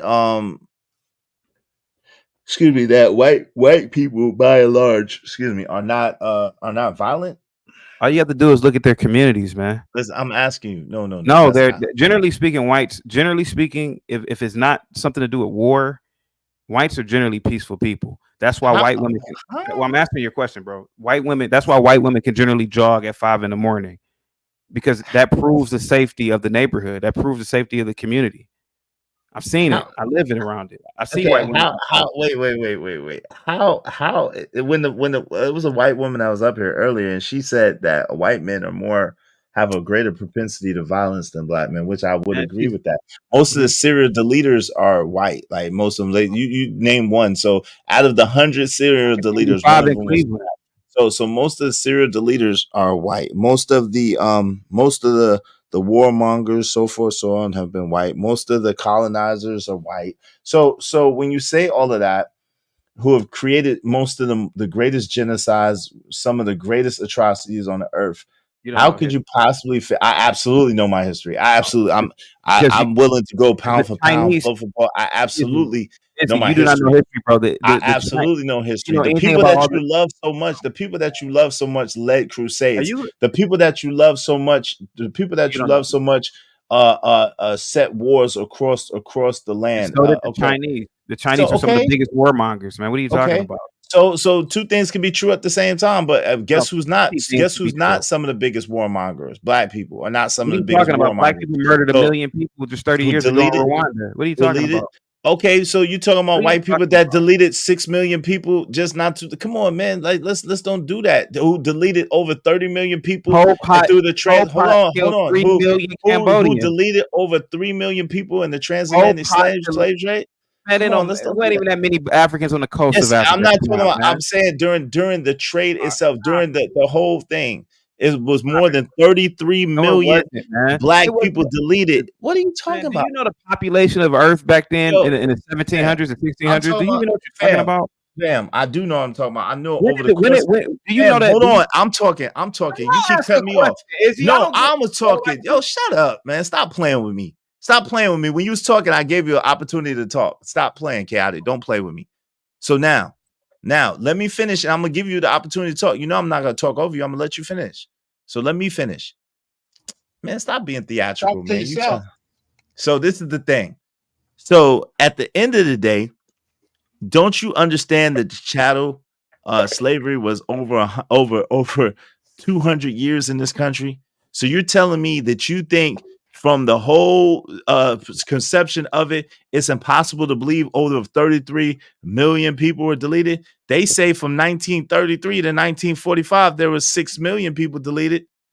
So you're telling me from daggone what 16, let's just go from what they say, from 1619 to 1865, there couldn't have been 33 million people deleted during that process, not to mention after that during Reconstruction and marauders with the KKK and all that stuff. You're telling me that you don't think there's a possibility, even possible, if you count up to 1965, that all those people have been deleted? Go ahead. I'll let you respond. You got it. You're muted. Go ahead. You're muted. You're muted the way we like it. No, sir. You mentioned the transatlantic slave trade as in crossing the ocean. Do you realize, sir, that the United States of America, when the country was first founded, the founders wanted to end slavery? Do you know that was a major discussion? The only reason why they didn't, it was because it was a major economic hub. Do you also know that the transportation of Africans across the Atlantic was made illegal in 1811, sir? Only 3 decades after the formation of the United States? Sir, 30 million black people were not killed crossing the Atlantic. I didn't say, I'm not talking about, I told you, I clarified the statement. What I'm saying is I said chattel slavery in this No, country. I don't believe it. No, So, I don't believe okay, it. No. well, the numbers say otherwise. I could cite my source. But go ahead, Flow State. You was asking a question. You're picking and choosing which parts of history you want to focus on. It's the transatlantic slave trade is just a tiny sliver of slavery across humanity. It's still going on in a lot of ways, and even choosing to blame that on white people who were the users of it. Why not the black people who sold them? It seems like it's pick and choosing history, but I don't even know that it matters really, because is the point that violence is causal by race? Is race causal in it? Would be my Uncle question. Jeff, I see your hand, but hold on, please. He's talking I had an Epstein moment. I'm sorry. Yeah, he's talking to me. Okay. Hey, Bob. Go ahead, Bob. You blacked out, but go ahead. What were you saying? I apologize. What were you saying, Flow State? My main question is: is it causal? Is race causal to violence? Because that's how we got here on the history of who kills stuff. I don't think it is causal. What do you mean by that when you say it's race? Do you think that there is that one race is inherently more violent than others because of their race? I think that one race is inherently more violent. If let's just say this, if there was a such thing as race, one race is more inherently violent because of the conditions of their circumstance. Yes. So for example, if you I'm gonna explain it to you. I got you. Everybody, please mute. So if you have a so-called race of people who grew up in harsh conditions, which meant that their hair is thin, which meant that they have a lot of hair like fur, which meant that their nostrils are thinner because they are taking in cold air, which meant that they have lighter skin because there's not a lot of sun where there was at, which means there's not a lot of vegetation where there's at, which means there's not a lot of agriculture and abundance where there's at. They have a scarcity mindset because they have to hunt, they have to delete, and they have to eat what they delete. So it's a scarcity mindset. It's cold, it's frigid temperatures. And so those people that grew up in that environment absolutely would be far more violent than people who grew up in a tropical area where there's vegetation, where there's abundance at, where the sun is protruding, where their pineal gland is on 10. So absolutely there will be the people whose pineal gland is calcified, the people who grew up in the Caucasus Mountains, the people who did not have those resources and those sources and those ability absolutely would develop a warlike nature, absolutely would develop a more violent temperament, absolutely, because those are meat eater people. They thrive off meat. They have to eat what they delete. They have to delete, and then they have to spread out in order to find space. And for them, space is limited. So they have a limited scope, a limited mindset, and they're absolutely more violent. So yes, that's the answer to that question. Mao Zedong killed 80 million people, bro. Hold on, fam. Listen, I'm talking to Flow State. I don't even know what you're talking about. Go ahead, Flow State. No, I mean, I was asking your opinion. I think it's sort of absurd. No offense, but I respect that it's yours, and I asked about it, so I don't really have a response to it. Shout I out have to a you. response. Mao Zedong, Izzy killed Hold 80 on, million fam. people. I don't know nothing about a Mao I know Zedong, so you I don't. can't. I know, So I that's can't why. listen. I'm I don't know figuring. about that, so I can't speak on something I'm not Pol aware of. Pot killed 2 million Yo, Cambodians. fam. Let's not do that. That's that. Now you're picking and choosing the history. You try to add something that we wasn't talking about. So welcome to the conversation, Bob. And Uncle Jeff had his hand raised. So go ahead, Uncle Jeff, and then Bob. I'm gonna let you in after that. How you doing, man? Go ahead, And come back to that. Yes, John, you after Bob. I'm familiar with Mao Zedong. I am familiar with the fact that Genghis Khan is 4% of the Earth's population is related to him because of his barbarism, how he caned and raped and deleted and pillaged and burned. I think what we're trying to do here is diminish the present state of violence with regard to Black people, and how Black people are considered inherently more violent. And the truth is, you kill who, or you delete, you delete who you're around. 80% of if Black people are so violent, and if it is such a danger for, and this is my issue with people who live outside of the hood talking about how dangerous it is for people who don't live there, then if you could give me the Caucasian body count.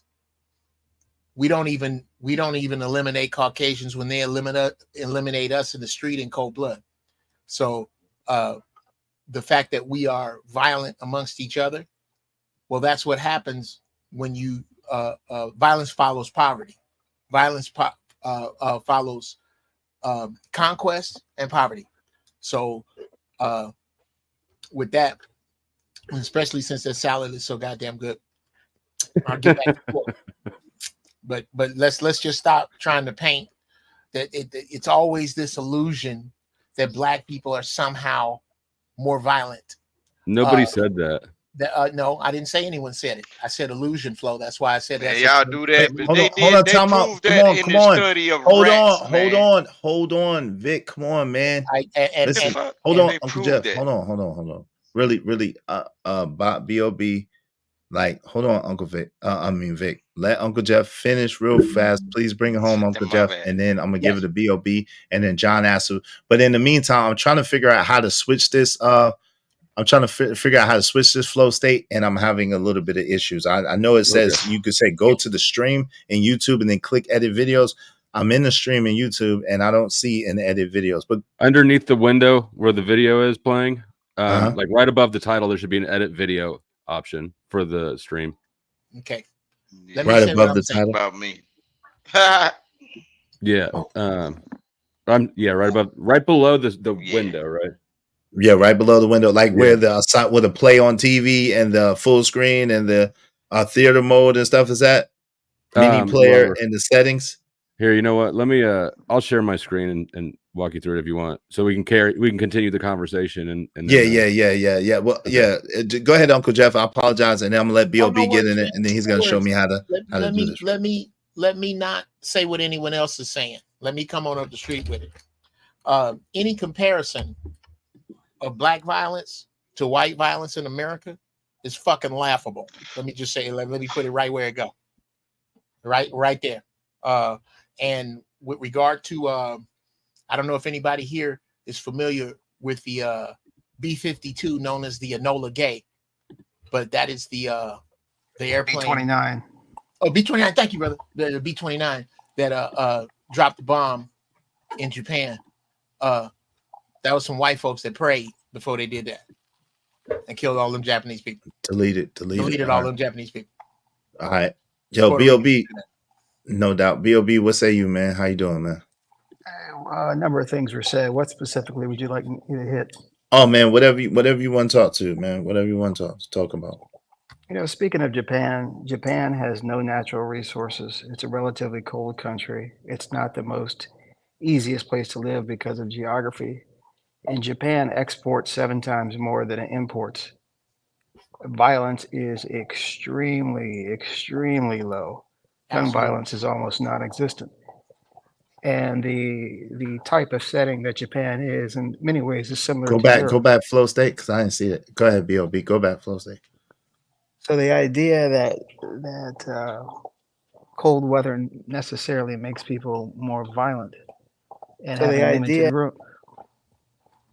and having limited room is bear some more research on that to back up what you are saying. If you are going to say that weather and things like that are produce a certain genetic or cultural way, it's been proven throughout the world that hot climates generally make people lazy. I mean, think about that. When it's hot outside, you don't feel like doing much. Well, which continent has a very large area that's hot? And how are the people? Look, my main point about this black freedom, pro-black thing is that it robs you of your individuality. And the best way that can be seen is when you do something, all of us, you do something and you accomplish a certain goal, and then another black person puts their arm around you and say, see what we did. Well, we didn't do anything. I did this. I was the one that worked hard. But you're robbing me of my own individualism when you put your arm around and say what we did. Truth of the matter is, black people have a shared history because of what was done to us externally. But we're all individuals. And to say that a black person should act or behave or think a certain way because they are black is not only foolish, it's dangerous. Lastly, let me say this, and this is where identity politics gets funny. Right now, we have black women who are saying that black men are the white men of the black race. Okay? Ask yourself this, in your life, who has given you more problems, white men or black women? Just think about that. So, you make some interesting points, but so you believe that it's He ain't so let me lying. ask you a question. Hold on, yo, man, God dog, bro. I love that. Hold on, Vic. Everybody mute, please. Hey, Flow State. So wait, real quick, Flow State. So am I supposed to copy that link that you put in the back? So when you get this pop-up box, since it's going to automatically pull up your upcoming streams, you're going to have to search videos in the right bar up here.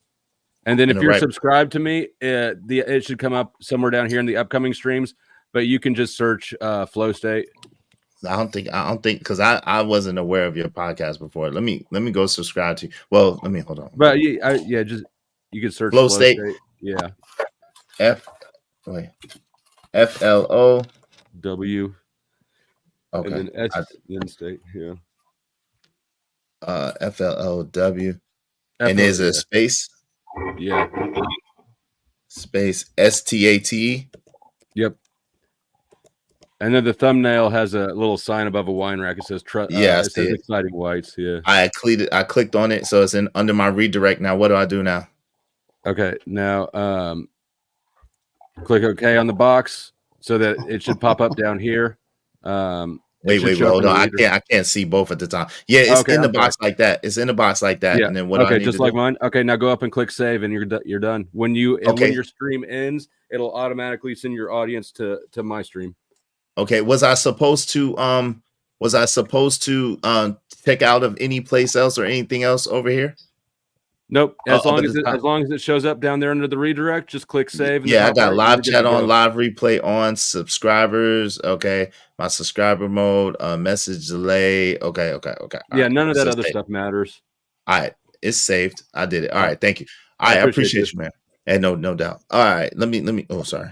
Let me add him. Okay, so now this is the thing, man. Let me ask you a couple of questions real quick. So shout out to Flow State. Yo, so B.O.B., you think that is less detrimental to be an individualistic, individual mindset stated person than to be pro the skin that you're in? Is that what you're saying? It is less detrimental to be individualistic than to be pro the skin color that you're in. Yes.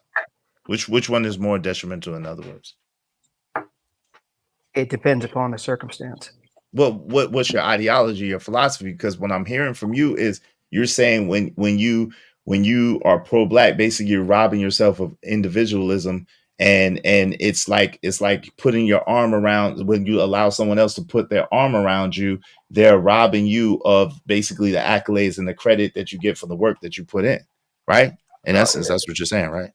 Yes, and that's one of the many things that it robs. I'll answer the question by saying this. If you look at life through the lens of race or gender or religion or citizenship, you're going to miss a lot of things. If the sum total of your identity. You there? Am I there? Can y'all hear me? Yeah, I can hear you. I can't hear him. He went out. Okay. Yeah, I think he froze. Yo, you froze up, brother. The sum total of your identity, I think it was saying, damn. I I'm hope sorry, you could can come. you hear me? I'm sorry. Yeah. You froze I'm out real sorry. quick. You said if the I don't- sum total of your identity is where you left out. If the sum total of your identity is race, Is race.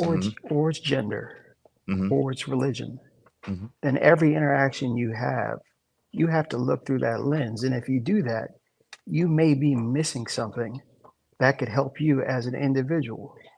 A white person at work who you're training under says you're doing something wrong, Mhm. and you take that as a racial slight, and then you go to battle with it. Well, take off that racial lens. They may have just saved your life. But let me ask you a question, because I But think do you understand that? Do you understand that? I understand what you're saying. Absolutely. And I think that the presumption is, if you're pro-black, meaning pro yourself, if you're a black person, then you're anti something else. And I just don't agree with that sentiment, right? So I think that you could be pro-black, right? Listen to what I'm saying. I think that you could be pro-black and still take the advice of, like, listen, we just seen it in action. I believe I'm pro-black, right? And I had no problem following Flow State, who knew something that I didn't know. He led me to it. He directed me to it. I didn't give him any pushback. I asked him what to do. We got along. We're on the panel. You see what I'm saying? So I don't think that just because you're pro-black, or because you love yourself, in essence, that's how I think pro-black is, right? You love yourself means that you hate someone else. Can I retort? And I think that's the premise of Can I a lot of stuff. retort? Let me Yes. retort right And then quick. John, Uncle Jeff, I gotta let John get in it, and then Flow State, and then I'll give it back to you, Uncle Jeff. Go ahead, Bob.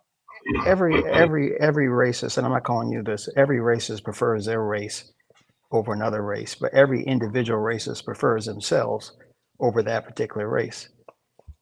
What you demonstrated by your actions, not your thoughts, is that you were certainly willing to benefit yourself by dealing with a white person. If you acted pro-black, if you thought and acted pro-black, you would not be able to deal with Flow State or That's anything. not. Yes. Wait, where do you He get that? cooking, Hold on, boy. that's not a cook. Cooking. That sounds asinine. He's not cooking. That sounds ridiculous. That's a ridiculous stretch. A ridiculous stretch. It doesn't even Israel, make sense. let me ask you this. So no, real quick, because Okay. the fucking peanut gallery over here. Let me ask you a question. Because I was about to ask you a question. He cooking. That shit sound crazy. Where do you get that premise from? That just because someone loves themselves or loves their people, that they have to automatically not deal with someone else, or not be able to mutually work with someone else. I mean, because listen, honestly, Booker T. Washington was called a sellout. But Booker T. Washington was talking about that exact sentiment in what they called the Atlanta Compromise. Because the fact that you are saying pro-black, you are not looking at Flow State as an individual. You were looking at him as a white person. Why? Wait. Where do you get that from, though?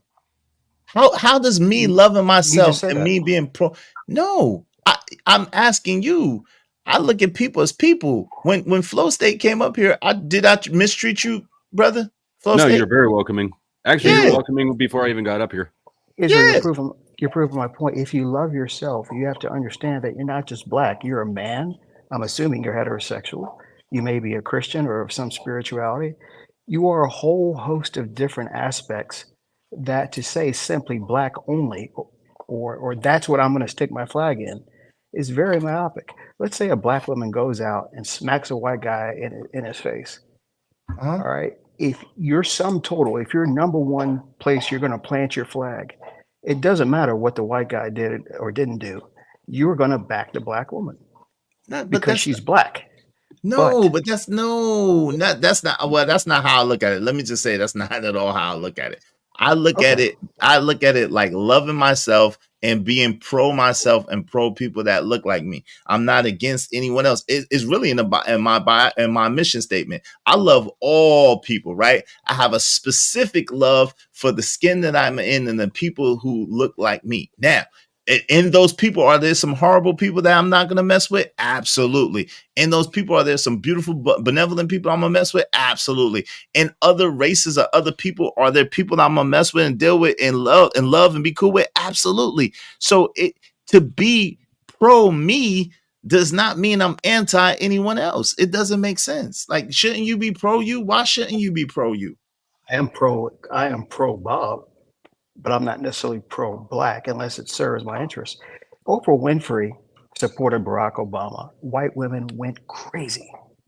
They went nuts because they said you are a woman first before you're black. Oprah Winfrey basically said, well, no, I'm kind of black before I'm a woman. Now think about that. Why couldn't it just be I voted for Barack Obama because as an individual, I thought he would be better? Once you tie yourself up into your internet is definitely not pro-black. Once you can you hear me now? Yes. Once you start tying yourself up into this identity, then you have to live by it. And there are certain things you cannot do unless you're going to seem hypocritical if you want to benefit yourself. Like what? Because I'm not walking around saying I'm black, y'all. I'm black, y'all, and I'm black, and I'm black, and I'm black, y'all. I'm just a man that happens to be a black man that is walking in the skin that I'm in. So it just doesn't make. I don't know. I hear your point. I guess I just don't agree, but I hear your point. I gotta let John get in here though. But shout out to you. Hey, go ahead, John. What are you saying, bro? Excuse me. I wanted to respond to the flow state, the violence and the race. I do think that there is some kind of correlation there. I deal with black people all the time, and one of the things that I've come to think is that, the more complex and technological the world gets, the black man or the person with low IQ gets backed into a corner because technology will trap him. I mentioned speed cameras, red light cameras, child support, all these different things that trap the lower IQ man. And his only response at that point is violence. 30 years ago, when I was a young man, a 14, 15-year-old young boy would never be considered to commit this type of violence. The technology hadn't progressed, and there probably was still some hope or aspiration in those young men. 14-year-old young man now, maybe his outlook is a lot different. The technology has sped up things. The immigration has really changed the way of the world for, how they're going to make a living. And I think deep down, subconsciously, they see that there really isn't any place for them. So a 14-year-old boy throws it away and commits carjacking or robbery and things like that because there is no conservation of a future for them. And that's what I see when I deal with a lot of young black men. Like, I recognize the ability to go to violence, 0 to 100, as they say, if you were to back them into an intellectual corner. So I don't think. Go ahead, Flo. Say you got it. I mean, I hear you. I think that's kind of across the board, though, and I think it's economically driven. Like the opportunities for young men today just are not what they were, when you were a kid. Well said. But if you're a poor and you're living in an inner city like Brooklyn, I remember looking at a New York Times article, and it was about, I think it was Atlantic Avenue. There was a damn red light camera at almost every corner, all throughout the poor neighborhoods. Imagine a poor person driving through that area. He's going to be captured. The technology will capture him. And every other technological trap captures the poor man, the low IQ man. And what response does he have other than to be violent? And I think largely that falls on the black man. I don't disagree with you, but I mean, you even said it. You're describing an economic condition, not a racial one. The race component is, in my view, largely incidental. It's not causal. I guess it's not because they're black. It's because they're poor.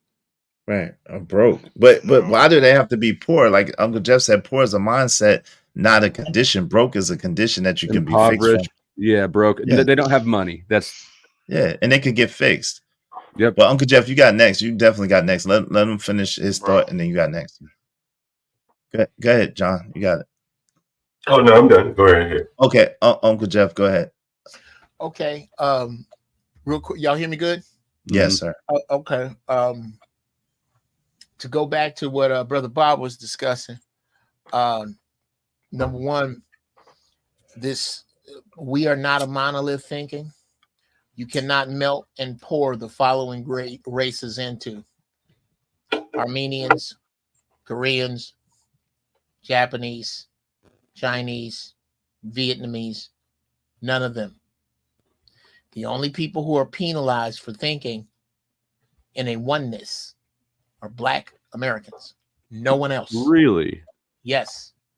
So if I went around supporting only white, if I just try to prioritize white-owned businesses, that would be fine.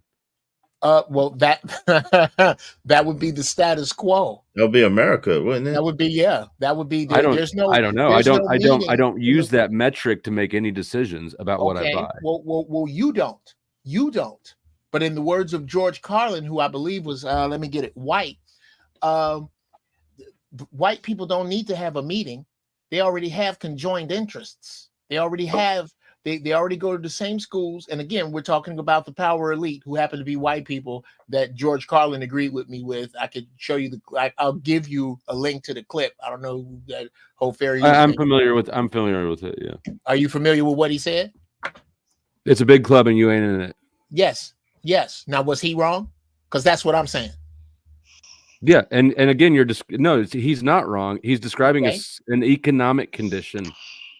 Actually, he's yes, and an economic elitist condition. Yeah, and we're so you discussing sort of proved my point that you're not in. That's what I keep trying to hammer home. None of us are in it. I don't think. No, brother, no.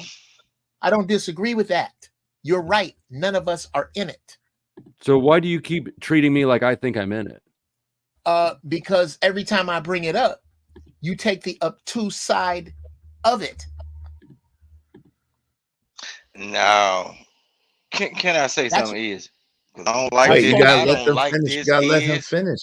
I'm gonna let him finish. But look, what you doing though is send me your phone number and I will tell you exactly what the hell is going on. I'm from the state of Mississippi. The lowest educated and all of that shit. Look, you get a chance. Look, you get a chance. Look, you get a chance to talk to people and have people to congregate and get together and try to talk about their issues. And this is what happens, bro. I've been living around. Look, I'm not a displaced human being, bro. Okay, look, Vic, hold on, but you gotta wait your IG, bro, and I'm gonna talk to you about this shit, bro. And there's a lot of times, bro. Can you let Uncle Jeff finish right now? We be in the wrong, bro. Okay. We be in the wrong, bro. Like Vic, can you let Uncle Jeff finish right now, brother? Please, if you don't mind, let him finish, and then then I'll let you go afterwards. Please, brother. Very passionate. I love your passion. Go ahead, Uncle Jeff. I apologize to you, sir. Okay. And much love, Vic. And Flow State, I really need you to understand that I don't see you as an adversary. I don't come up here to draw swords with you. It's just oftentimes you take the obtuse road of a country club member. And I keep well, I'm just somebody who's interacted with you before. Sure. And that's what I'm referring to. Is that you often take the tack of a country club member, and it's not on purpose. No, that's not at all what I'm doing. Well, okay. Well, then I can't tell you what it is, but I can tell you what it looks like, and it looks like you often take the obtuse tack of a country club member, which is something that is common to common white people. What It's about common. what have I said that looks like a country club member? Okay. By pointing out it's economic and not racial. No, oftentimes you will draw lines where the economic part of it is absolutely racial. Like let's take for example, I don't know, have you ever seen the documentary 13th? No. Okay, it's a documentary about the 13th Amendment and how it was used to weaponize and make the prison system a machine that churns out and chews up black males. How the fuck did I get in there? What's that? How the fuck did I end up in there? Okay, well, if you take the ride and keep your hands inside, you'll figure out when we get there. Uncle Jeff, he's been in prison, man. What are you talking about, bro? Just let him finish. He's been to prison. Okay, hold on. This is let not him the guy finish. to see you when you don't know who you talking to, bro. This what we do when we don't know who we talking to. Let him Flow State finish. has been to prison. Okay, fantastic. Let him finish. Okay, appreciate you. Love. I don't know how that changes what I'm saying, but anyway. Hey, the Lockhart perspective. Anyway, and I've always been confused by white guys that go to prison when the world was made for you. But anyway, it's almost like they go for criminals. It's weird. And poor people. Yeah, it is odd. It is strikingly odd. Mm-hmm. It is strikingly odd. You should be almost as ashamed of yourself as Asian criminals. I don't get it. Asian prisoners, I just don't get it. Anyway, what I'm saying. You think black people have a monopoly on crime? You and John should I don't. belong together. I don't think black people have a monopoly on crime. I believe that the prison industrial complex has made a financial monopoly on black males. And if I'm wrong, then I refer you all to a documentary called 13th. I think that would be an excellent. We're having the discussion now. Almost done, and then I'll shut up. I think that would be an excellent exercise.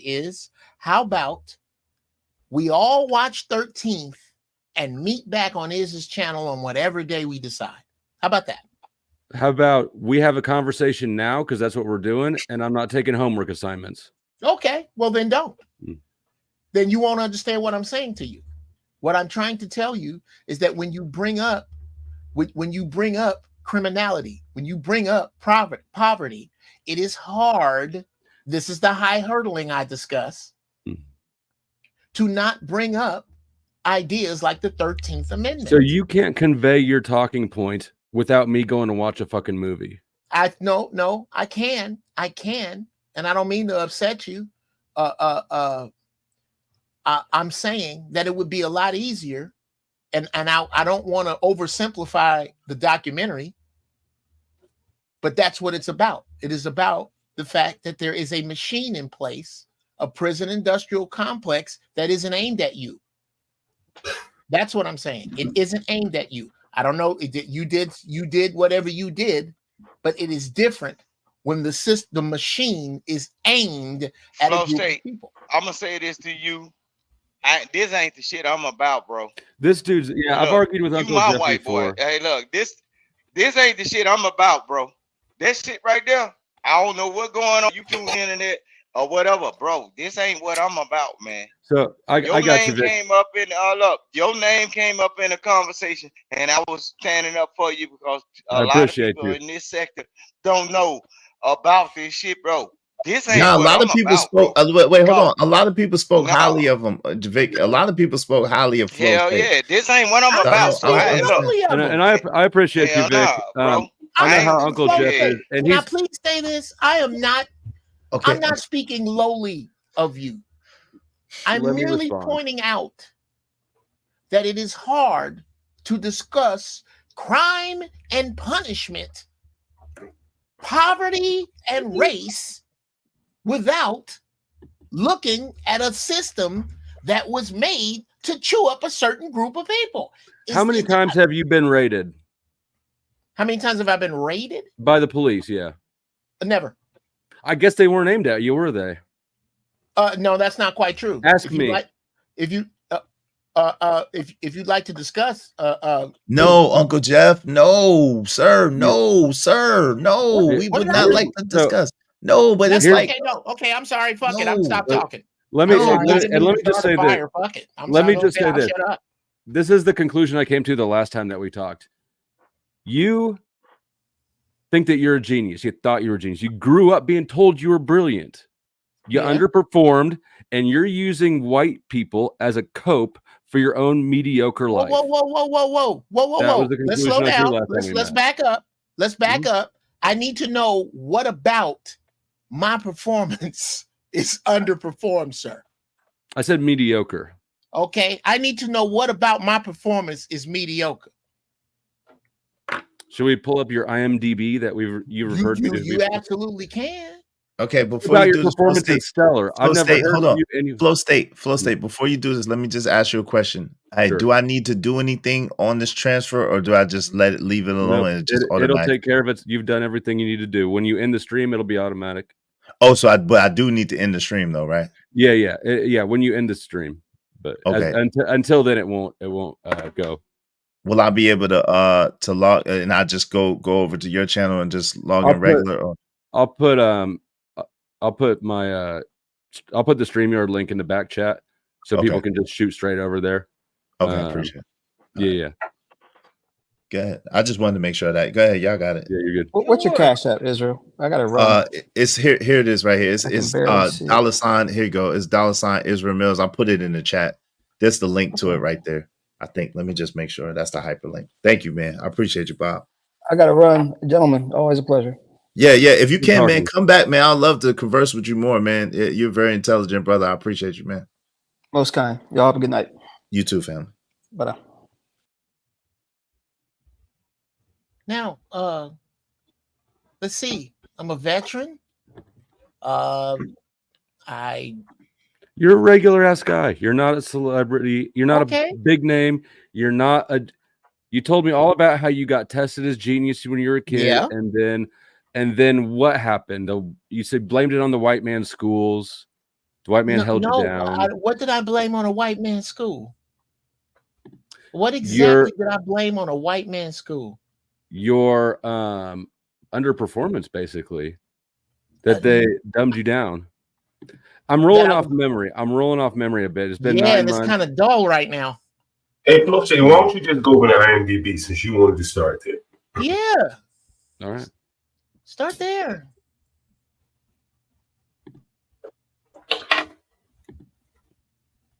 What's going on, J Speed? OG. Bring up my own IMDb. Talk back. BTO Radio. What's going on? OG J Speed.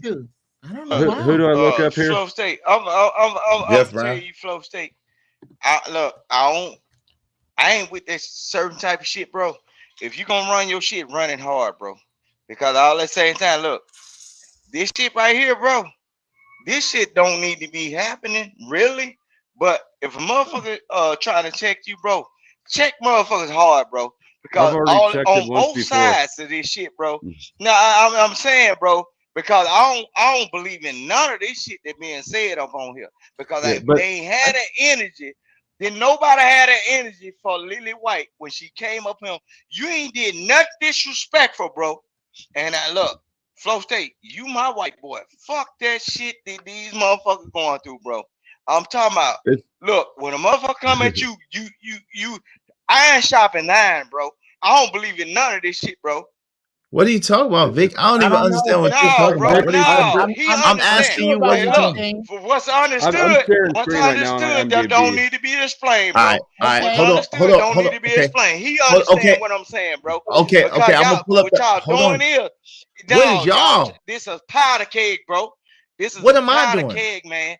No, what am I doing? Motherfuckers walking across that tripwire. What are you talking about? I have no idea what. What are you talking about? I'm asking. We've already been through this. This is exactly how the conversation went last time. All right, well, let me celebrate Bob. Okay, let me drop me. Okay, well, shut up then. Let me celebrate Bob because you ain't even answer my question, bro. I'm mad. Thanks, man. It don't matter what the situation. I'm just trying to climb any obstacle a nigga facing. See it through in due time. It's a marathon, you gotta pace it. You can't press rewind, you get left behind. Just grind and the rest be fine. No matter what the situation. Hey, shout out to Bob. Thank you very much, Bob. I don't understand what's going on either. I don't know what. I don't know what I did. Okay, first, I don't know what I did to piss you off, Flow State, because I wasn't trying. You really make wasn't. I'll tell you, you make generalized claims that are not true. Okay, can about we go people with one of those? about groups of people. That includes me. Okay, let's go with one of those. But which one? Since I make claims, there you have to have one on tap. Sure. White people are violent. We have blood on our hands. Okay, let's stop there. Mm-hmm. I got that crazy idea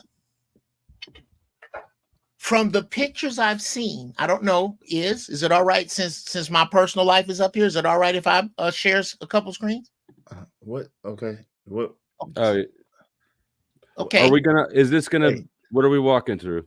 Yeah, that's what I we're want to walking through understand what too. you said. What I said about white people being violent and having blood on their hands, right? Okay. What? So we're gonna look at graphic images of white people doing violence to black people. Is that what we're gonna do? I mean, we don't have to. If wait, you know, no, we're asking. We can cut to the chase. Because I can't put that on my cut to the screen. chase. We already said some racial slurs. Yes, there's absolutely instances of whites doing violence to black, just as it is vice versa. Okay, now let's stop right there. Let's stop right there. Could you please give me the body count of black people being violent to white people? I'll give you Reginald Denny. Wow, I'm running lean. Anybody jump in? I cannot. I don't track these metrics. Okay, I know there's some shit going on in South Africa. Let me help you there. Let me help you there. It's the Globetrotters against the Washington Generals. Why do you live in this historical statistic? Why is that? You do. I just don't. Every time I've ever talked to you, this is where you're at. I just don't ignore it. We can talk about whatever you like. You brought up this particular thing that upsets you. I have no blood on my hands. That was your claim. Okay. That was your claim earlier. I did not blame you for getting in a pickup truck, running around looking for black people to eliminate. When you say white people have blood on their hands, yes, okay, they do. What am I? A white male. So therefore, we can conclude that. Well, that's no. Therefore, we can't, because that's like saying, this is a balloon. This balloon is blue. Therefore, all balloons are blue. No, it is not. Balloons are full of that Flow State, because I got a black buddy that's same skin tone as you. We can't conclude that by your image. I got some homegrown black ass mixed race children that can pass for white people. And if I put them in the truck, Negroes will think of drug transactions happen. I mean, that's fine, but that's they're a part of my family, bro. And I got some pure white people that's a part of my family that married in.